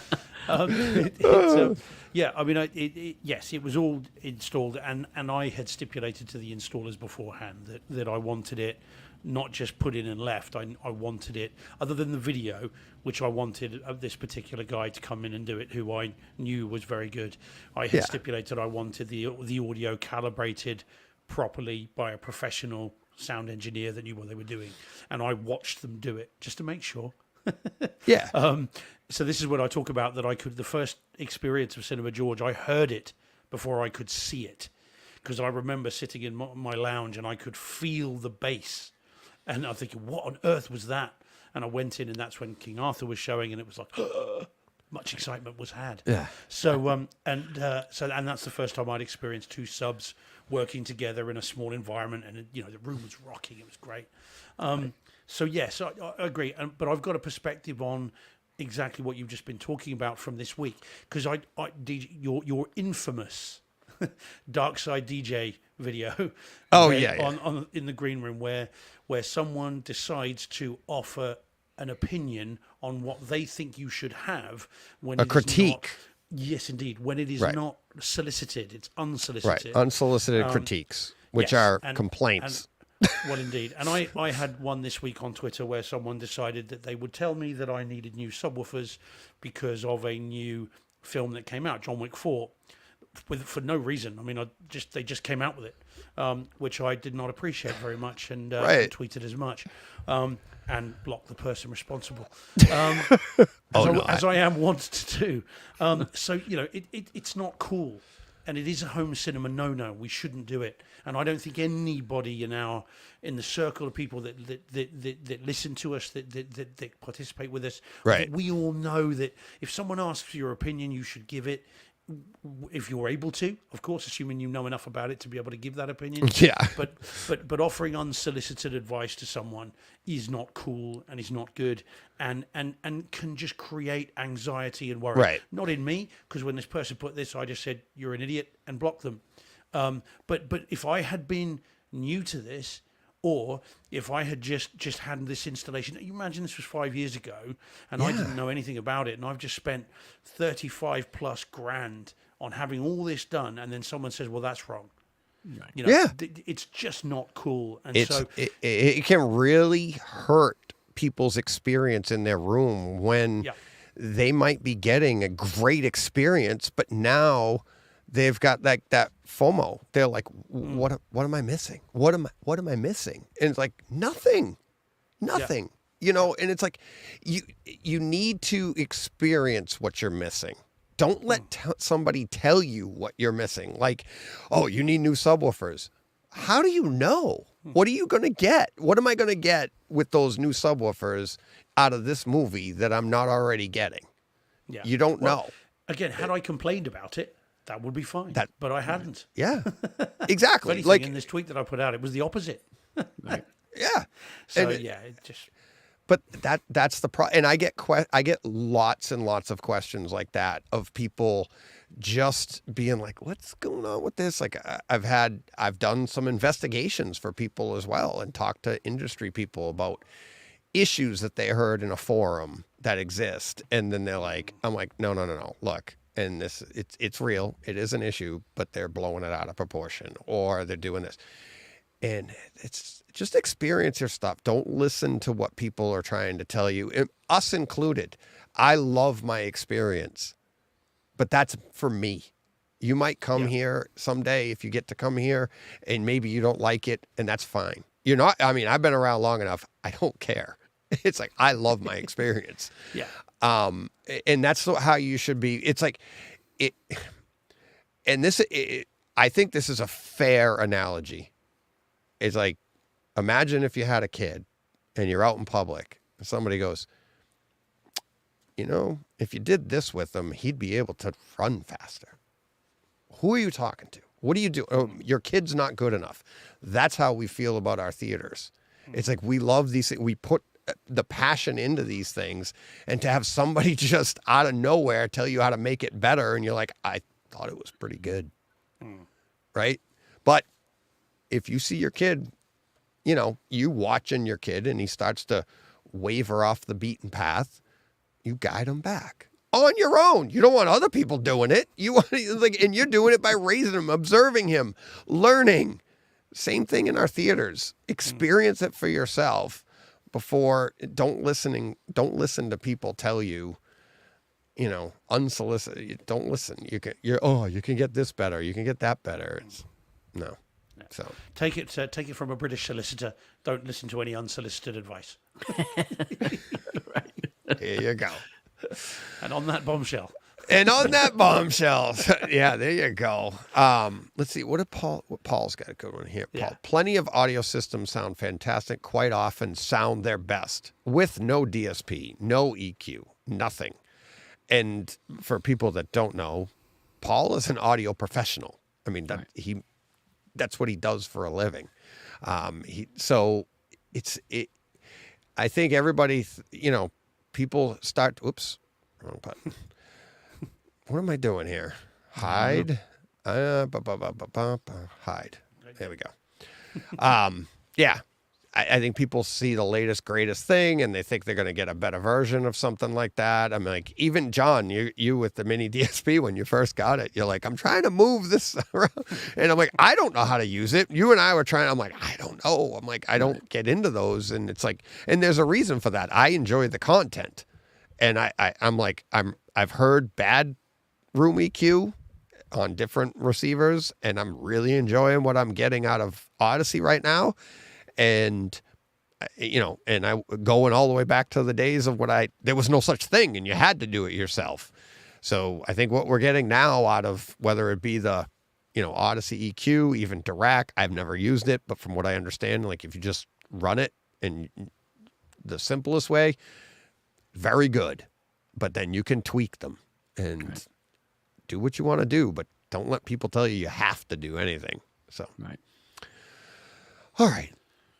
That's it Quick for little- this week, right? quick Yep. little bit on next week. Yes, some absolutely. great That's what I was going to forward to this ask week. you. What do you got? What are you looking forward to, Steve? I've got John Wick 4, which has Boom! briefly mentioned. Yes. I've Now, got it as well. Have you watched it yet? No, it's on the schedule actually for tomorrow. My son's taking the day off from work for a couple of other things he has to do, but we've scheduled it into the day because it is a 3-hour experience. I've watched the first 5 minutes of it, and Yes. it's not far off Lucy. I know. I've seen as well. I played the opening for Danny Speakers when he was here, and that opening is just phenomenal. and I actually sat down to watch it when I first got it. And this is Joe and I have watched all the John Wicks together, whether it be in the theater or in our home theater. and it was a Saturday morning, I think, or a Sunday morning. I sat down to watch it, and he was still in bed, and I was like, I saw that opening, and I was like, I can't watch this without him. No. So I went and I grabbed him. I'm like, do you have time? And he's like, no, he had stuff to do. So I was like, all right, we'll wait and we'll watch it together. And that was like 3 weeks ago. And but it's and I played that opening for Danny. I go, no spoilers here, buddy. I mean, there's a slight little spoiler at the beginning. You get a little bit, but I played it for him and I'm like, that is an awesome bass scene.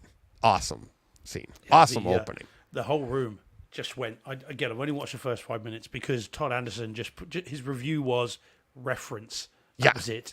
Yeah. And I thought, well, I'll do that. And so as soon as the fist hits the board, the whole room just went boom. Yeah. And I'm just like, holy flipping But there's heck. detail in there too. The Yeah, oh, detail yeah, of I don't want to give it away. I mean, it's very quick. It's the open. I mean, you actually hear it before you see it, I believe, Yes. right? Yeah, And then, yeah, but yeah. then when you see it and you hear what's hitting what, and listen for all those little details, and I'm like, yeah, I can't wait for the rest of the movie. The other 3 hours of it. Well, again, Todd was telling me about there's the church sequence and there's some clever room placement with candles and flickering lights and stuff. So he was saying. So I'm very intrigued about that. So that's next week. Also, I'm nearly finished the Disney Plus 4K Avatar in Dolby Atmos as well. Yes, Nearly we've finished discussed. it. You and I had a little discussion about that one. I am loving that. Yeah. I can't wait for the disc. Cannot wait. So that's really fun. And Viewing Buddies have been having an absolutely amazing time with it and critiquing it just like us, which is very funny. And I'll tell you more about that next week as well. It's very, very cool. Cool. So it's great. So that's coming up next week. Yeah, I mean, those are enough as it is. But Yeah. and obviously the exciting finale of House of the Dragon, I dare say, as well. Yeah, there's a couple of scenes in there that I can't wait for you to talk about. So lots of good stuff. Do you know anything, John, that you're going to be doing next week? Wind River. No, I don't know. I think I have. Wind River, John. Wind River. Do we have John. any? Come on, John. Oh, you know what? The Flash.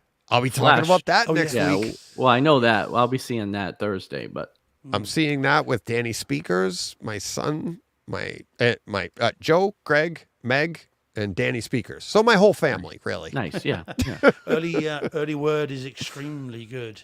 yeah. So That's- yeah, expecting good things. Although Michael Shannon pouring some water on it, a little bit cold water Yeah, on it. I saying saw he didn't that, think but- it was very, didn't find it very challenging or very enjoyable. But he's a bit of a curmudgeon, isn't he? He's a miserable git.